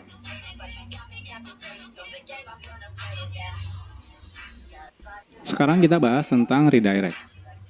Seperti yang sudah dijelaskan ya pada materi HTTP status, untuk memaksa sebuah klien ya atau si bagian kliennya melakukan redirect ke halaman yang lainnya, kita bisa menggunakan HTTP redirect status code, yaitu dari 300 sampai 399. Nah, lantas pertanyaannya, dari mana si klien itu tahu harus melakukan redirect ke URL yang mana ya? Nah, oleh karena itu biasanya respon HTTP status redirect ini selalu dibarengi dengan informasi URL redirectnya harus kemana. Nah, informasi ini kita sisipkan ya di yang namanya header ya, di respon HTTP responnya. Itu nama headernya adalah location. Jadi ini detailnya ya. Contohnya, kalau teman-teman memaksa dari servernya ingin redirect ke path yang lainnya di domain yang sama, itu teman-teman contohnya ketika melakukan respon ya, HTTP respon, itu teman-teman balikan HTTP responnya misalnya versi HTTP 11. Contohnya di sini kodenya 301 ya, lakukan redirect. Lalu di sini teman-teman tambahkan header location.2/dashboard misalnya. Jadi misalnya setelah teman-teman lakukan login, dia langsung sukses ya loginnya, lalu di redirect ke halaman dashboard. Nah, seperti ini. Artinya kalau kita lakukan seperti ini saja, maka dia redirect di domain yang sama ya. Atau kalau teman-teman pengen melakukan redirect ke domain yang berbeda contohnya. Nah, teman-teman juga bisa ya tambahkan langsung full domainnya. Jadi full domainnya teman-teman tambahkan di header location. Ya, contohnya di sini responnya adalah 301 statusnya, lalu teman-teman di HTTP responnya dibalikan locationnya _2 https misalnya www.example.com. Maka dari website kita secara otomatis si browser akan melakukan redirect ke halaman website www.example.com. Jadi kalau teman-teman misalnya ingin mencoba ya, silakan buka website yang contohnya setelah login dan sebagainya. Itu kan biasanya melakukan redirect. Nah, teman-teman bisa lihat di network tool-nya, biasanya dia melakukan pengembaliannya, respon code-nya adalah 3xx, lalu di dalamnya ada location. Jadi lokasi selanjutnya harus di redirect ke halaman mana. Jadi ini tentang redirect ya. Jadi sebenarnya redirect itu kombinasi dari respon code 3xx dan juga header location.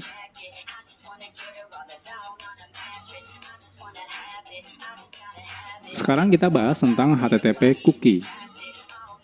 HTTP itu kan dari awal sudah saya jelaskan dia didesain stateless. Artinya tiap request itu dilakukan ya, tidak tahu request sebelumnya atau bahkan tidak tahu request selanjutnya itu harus melakukan request apa.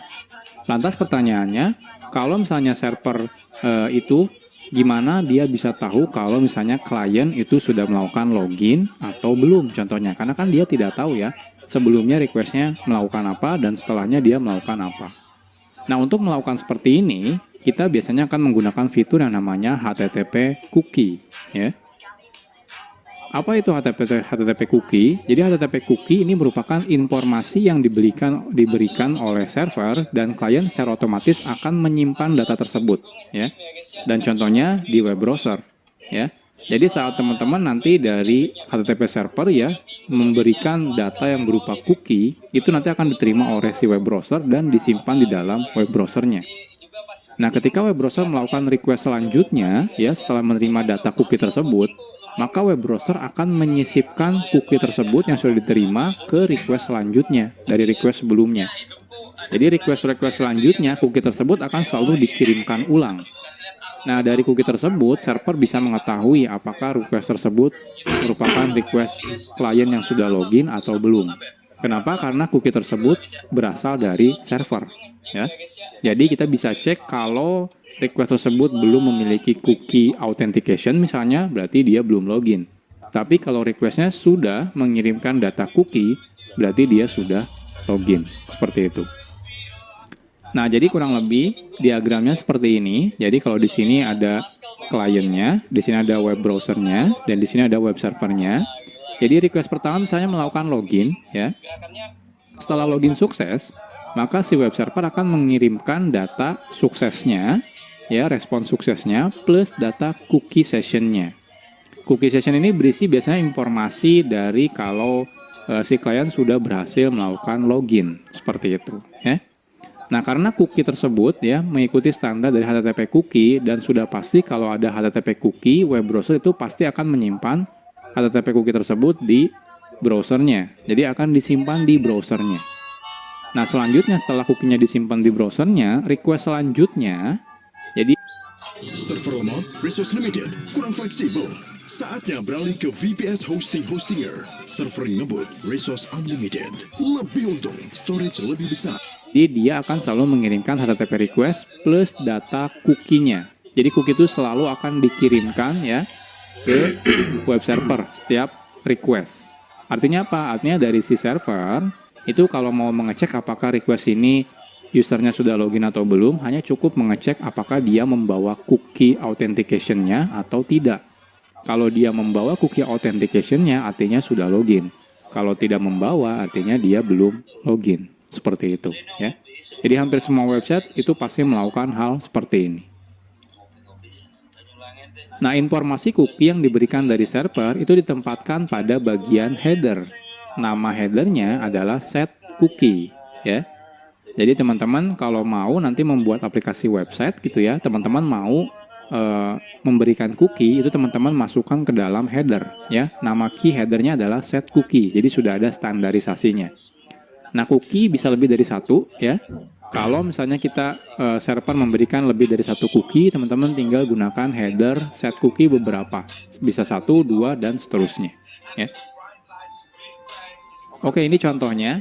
Kalau teman-teman misalnya setelah melakukan login sukses, teman-teman dari server memberikan respon ya. Responnya berupa HTTP respon, lalu tinggal tambahkan misalnya cookie set cookie-nya, contohnya usernya adalah Eko, set cookie-nya, session-nya sama dengan sekian. Jadi cookie itu seperti ini ya. Ini adalah key dari cookie-nya sama dengan ini value dari cookie-nya. Ini juga key cookie-nya sama dengan ini adalah value cookie-nya. Nah, perlu diingat ya, cookie itu bisa dirubah oleh browser. Jadi kalau teman-teman ingin merubah cookie itu bisa. Jadi pastikan teman-teman jangan kalau nanti membuat aplikasi website itu jangan terima bulat-bulat data cookie-nya. Jadi teman-teman harus istilahnya dicek dulu, divalidasi dulu di servernya. Apakah cookie ini benar, ya, valid atau tidak. Seperti itu. Nah, setelah si server tadi memberikan respon, isinya adalah ada set cookie-nya, artinya kan ada data cookie-nya. Nah, jadi setelah cookie dari HTTP respon diterima oleh web browser, maka akan disimpan di web browsernya, ya. Nah, selanjutnya HTTP request selanjutnya itu akan mengirimkan cookie di setiap requestnya, di mana cookie yang dikirim bisa menggunakan header dengan namanya adalah cookie. Ini semua udah otomatis ya dihandle sama browser, jadi teman-teman nggak perlu pusing lagi. Nah, berbeda dengan HTTP respon, kalau HTTP request, cookie-nya akan digabungkan. Jadi kalau ada lebih dari satu cookie, dia digabungkan. Disimpan dalam satu header yang namanya cookie. Ini contohnya ya, kalau teman-teman misalnya sudah menerima cookie dari server, habis itu disimpan di web browser. Ketika web browser itu melakukan request selanjutnya, maka dia akan selalu mengirimkan header yang namanya cookie. Isinya adalah cookie yang sebelumnya sudah diterima. Kalau dia belum menerima cookie, maka cookie ini tidak ada.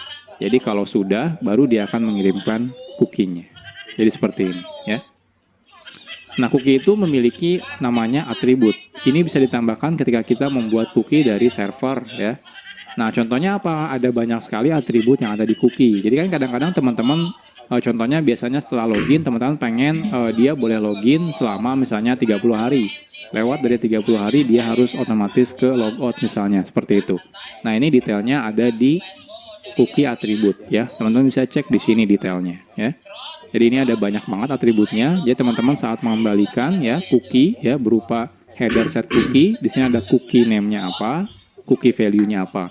Bisa tambahkan expire-nya, contohnya cookie ini harus expire pada tanggal berapa.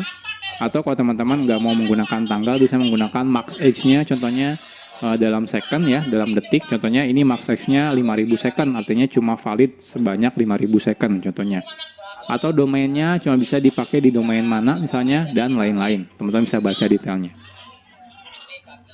Sekarang kita akan coba ya salah satunya. Jadi kalau teman-teman ingin tahu apakah di sebuah website itu menggunakan cookie atau tidak, teman-teman bisa lihat ya di bagian inspect di sini. Masuk ke bagian application ya, bukan ke network ya. Kalau network itu untuk request dan responnya. Kalau teman-teman pengen tahu apakah website ini menggunakan cookie, teman-teman bisa masuk ke bagian application ya. Oke, ini saya perbesar dulu. Nah, di bagian application, di sini ada bagian storage ya. Di dalam storage ada yang namanya cookies ya. Ini adalah HTTP cookie. Nah, teman-teman bisa cek websitenya. Contohnya di sini programmerzamano.com, dan ini adalah cookie-nya. Jadi saat ini ada 3 cookie yang di-generate oleh si website Programmer Zamano. Nah, teman-teman kalau ingin menghapus semuanya, teman-teman bisa klik kanan, clear ya. Otomatis dihapus semuanya. Nah, contohnya kita akan coba melakukan login ya. Saya akan coba login di sini. Nah, di sini saya sign in, lalu coba saya masukkan email saya.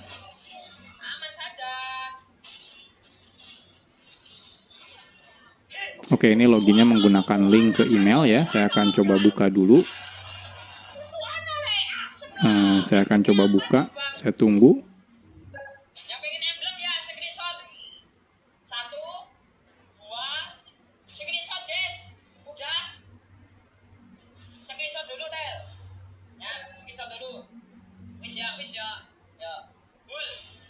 Kalau bisa 200 KTT layar lu pakai Fanny Roam bisa bisa. Aman aja ya. Oke, saya sudah dapat linknya. Kita akan coba, teman-teman bisa perhatikan ya. Di sini ada 1 cookie. Nah, saya akan coba paste di sini, enter. Kita lihat. Nah, teman-teman perhatikan, cookie-nya bertambah. Artinya apa? Artinya ada cookie yang di-generate oleh si respon dari HTTP-nya, si website Programmer Zamano. Di sini salah satu cookie-nya adalah ada ghost member SSR. Ini isinya adalah email saya, echo.kanedi@gmail.com. Ya. Nah, artinya cookie ini akan disimpan semuanya di browser. Ya. Kalau teman-teman coba klik kanan di sini, clear semua cookie-nya, otomatis saya ke logout. Ya. Kenapa? Karena si server, ya, servernya programmerzamano.com itu mendetek apakah dia sudah login atau tidak dari cookie yang ada dari si web browsernya.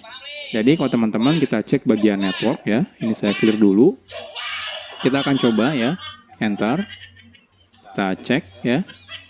Nah, kita akan buka salah satu request yang dikirimkan. Contohnya yang ini, yang paling pertama ya. Nah, di sini bagian header-nya, teman-teman bisa cek ya di bagian request-nya ya. Di sini ada request header-nya. Kalau teman-teman perhatikan di sini di request header-nya ya, itu ada header yang namanya cookie. Lihat, cookie. Cookie ini isinya adalah data cookie-nya. Ini yang dikirim ke si server. Nah, dari cookie ini si server melakukan validasi ya, dan otomatis dianggapnya sukses login. Jadi request ini makanya keluar di sini contohnya foto saya di sini karena dianggapnya saya sudah login gitu ya. Jadi ini sebenarnya bukan request sebelumnya harus login dulu, tidak. Jadi si server itu sebenarnya nggak tahu dia request sebelumnya apa. Nah, tapi dari cookie dia bisa tahu, oh cookie-nya ada dan cookie-nya tinggal divalidasi dia sudah login atau belum. Kalau teman-teman iseng ya, coba menghapus semua cookie-nya. Contohnya saya klik kanan, clear. Cookie-nya sudah hilang semua. Saya coba buka lagi website Programmer Zamano ya. Nah, lihat statusnya saya belum login lagi. Jadi semua informasinya itu sebenarnya disimpan di HTTP cookie. Teman-teman bisa coba di semua website seperti Facebook, Google, YouTube. Teman-teman coba hapus cookie-nya. Biasanya itu otomatis ke logout. Kenapa? Karena tidak ada informasi cookie-nya. Jadi sebenarnya si server itu tidak tahu kita sudah login atau belum. Dia itu taunya dari HTTP cookie. Jadi ini tentang HTTP cookie. Nanti teman-teman kalau belajar membuat website, teman-teman akan menyimpan informasi apakah dia sudah login atau belum, biasanya di HTTP cookie.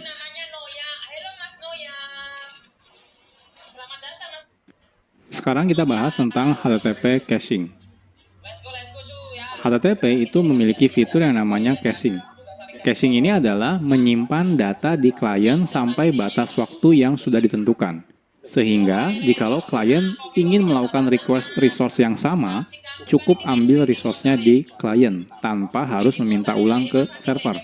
Contohnya seperti ini, teman-teman buka website misalnya ya, lalu di dalamnya banyak sekali gambar dan juga misalnya ada video. Kalau setiap teman-teman buka website yang sama dengan isinya gambar yang sama, kalau teman-teman melakukan request lagi ke server, lalu server mengembalikan gambar yang sama sebenarnya, itu kan kita akan ada yang namanya bandwidth ya. Jadi seakan-akan kita buang-buang bandwidth. Jadi padahal teman-teman misalnya melakukan request gambar yang sama ya. Nah ini ada fitur yang namanya caching kalau di HTTP. Jadi dari respon si servernya memberitahu bahwa file ini adalah filenya bisa di-cache, artinya bisa disimpan di klien dalam jangka waktu yang sudah ditentukan. Contohnya 30 hari, 60 hari, atau bahkan misalnya 1 tahun, misalnya seperti itu. Artinya apa? Artinya ketika misalnya nanti klien ingin melakukan request terhadap Hi guys, let's learn together how to become a remote worker and earn up to $1,000 per month even if you are lokasi URL yang sama, maka si klien tidak perlu lagi meminta ke server karena datanya sudah disimpan di sisi klien. Memang jadi seakan-akan sisi klien bakal menyimpan data banyak. Memang itu sudah behavior dari si browser ya. Jadi HTTP caching ini sangat cocok kalau dilakukan untuk resource file statik yang jarang berubah. Contohnya seperti file gambar, audio, dan video. Jadi kalau teman-teman buka gambar, pertama kali akan di-download gambarnya, lalu disimpan di browser. Ketika teman-teman coba buka gambar yang sama, maka si browser tidak akan meminta lagi dari si server. Dia akan menampilkan langsung gambar yang sudah disimpan di browsernya. Seperti itu ya. Jadi diagramnya kurang lebih seperti ini alurnya. Jadi pertama kali request pertama ya. Jadi browser itu akan melakukan request ke server. Lalu si server akan mengirimkan respon ya. Lalu ditambahkan informasi yang namanya cache info ya. Cache info ini informasi apakah respon ini boleh di cache, artinya boleh disimpan di browser. Kalau boleh kira-kira amannya disimpan berapa lama. Seperti itu ya. Nah, kalau misalnya ada cache infonya, contohnya oke, boleh disimpan di klien dalam waktu misalnya 30 hari, maka si web browser akan menyimpan datanya di database atau misalnya di folder ya, di si web browsernya. Nanti ketika misalnya web browser tersebut ingin melakukan request terhadap URL yang sama, maka web browser tidak akan meminta lagi ke web server, melainkan dia akan langsung menampilkan data atau misalnya hasil respon yang sudah disimpan di web browsernya. Seperti itu. Nah, sekarang pertanyaannya bagaimana detail dari cache itu, respon yang ada cache information-nya, atau istilahnya adalah header cache control ya. Jadi server ketika meminta agar klien melakukan caching ya, maka HTTP responnya perlu menambahkan informasi yang namanya cache control ya di header. Jadi sekali lagi bakal banyak menggunakan header ya. Jadi cookie di header ya, cache control di header, bahkan sebelumnya yang redirect juga di header. Nah, cache control ini berisikan informasi seperti berapa lama klien bisa menyimpan data respon tersebut ya, sehingga tidak perlu melakukan request ulang ke server untuk meminta datanya. Jadi kalau gambarnya sudah disimpan di browser sekali, kita nggak perlu download ulang lagi gambarnya berkali-kali.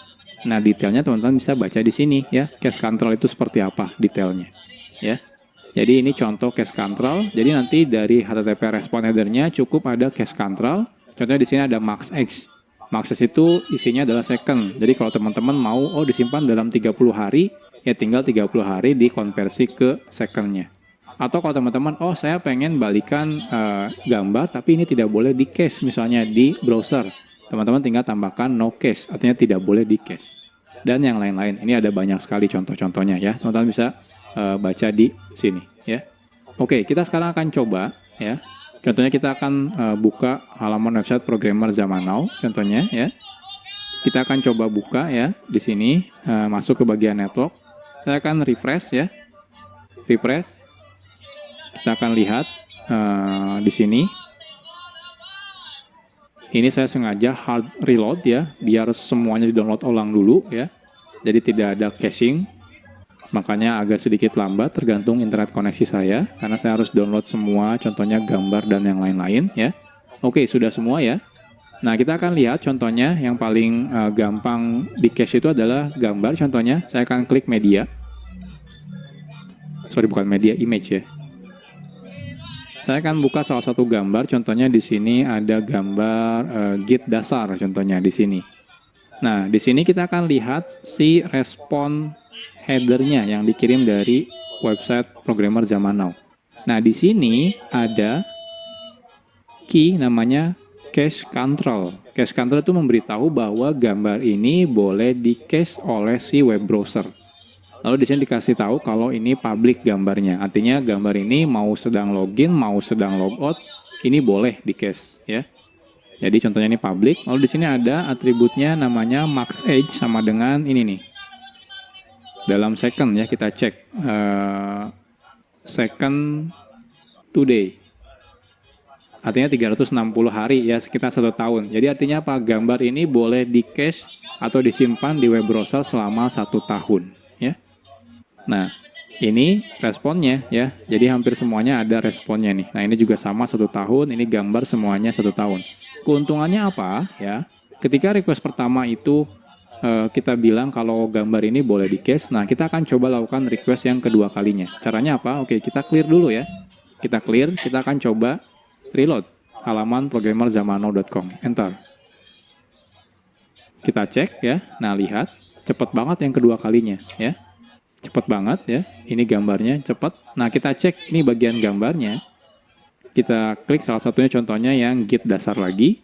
Kalau teman-teman perhatikan, di sini ada informasi kalau ini adalah from memory cache. Artinya apa? Ya, artinya apa? Artinya gambar ini sebenarnya tidak ditampilkan dari hasil request ke server, melainkan diambil dari memory cache-nya, memory cache yang ada di web browser-nya. Biasanya disimpan di salah satu folder yang ada di directory di komputer kita. Jadi teman-teman kalau bisa perhatikan di sini ya, detailnya. Nah, lihat. Ini contoh semua gambar. Kalau teman-teman perhatikan, lihat. Di sini di bagian size ya, dia ambil dari memory cache semua.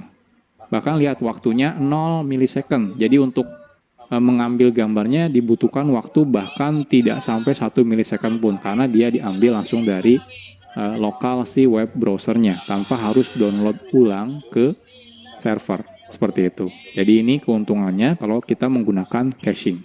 Jadi hampir kalau teman-teman coba buka website yang lainnya seperti misalnya Facebook, misalnya Instagram dan yang lain, biasanya semuanya di cache ya.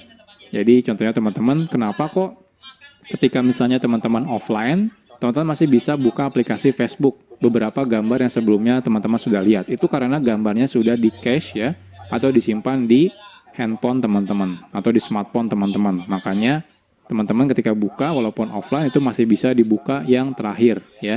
Nah, ketika teman-teman pengen dapat yang terbaru, baru tidak bisa. Karena teman-teman harus connect lagi ke internet. Nah, jadi intinya seperti ini ya. Jadi ini fitur yang namanya HTTP caching. Jadi dengan HTTP caching ini, teman-teman bisa otomatis request selanjutnya itu lebih cepat. Karena kita tidak perlu download ulang si gambarnya. Jadi dari segi bandwidth akan lebih tidak mahal ya. Karena tidak butuh bandwidth lagi untuk download ulang. Dan otomatis websitenya akan cepat request selanjutnya. Jadi request pertama memang agak sedikit lambat karena harus download. Request selanjutnya cepat karena semua data yang sudah download disimpan di web browser. Jadi ini adalah HTTP caching.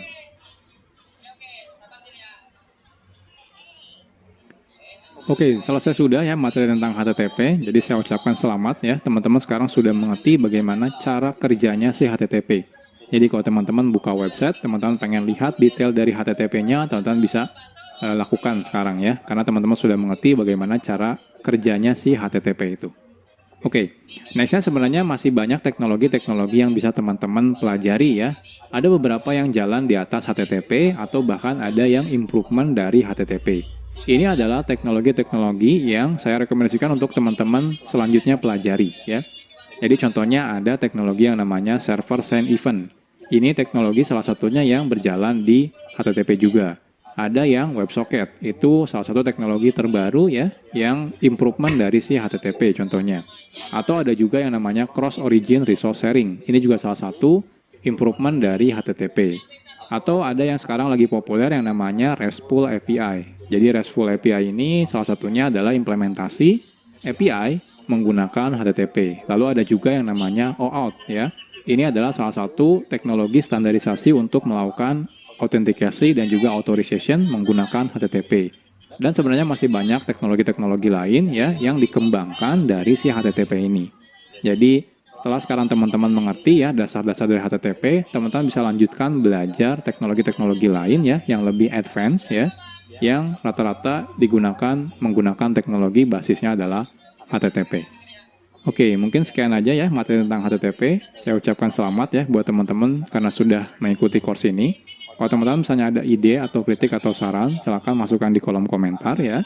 Kalau teman-teman merasa ini ilmunya bermanfaat, silakan juga share ke teman-teman yang lain. Oke, kita ketemu lagi di course-course yang lainnya. Salam programmer zaman now.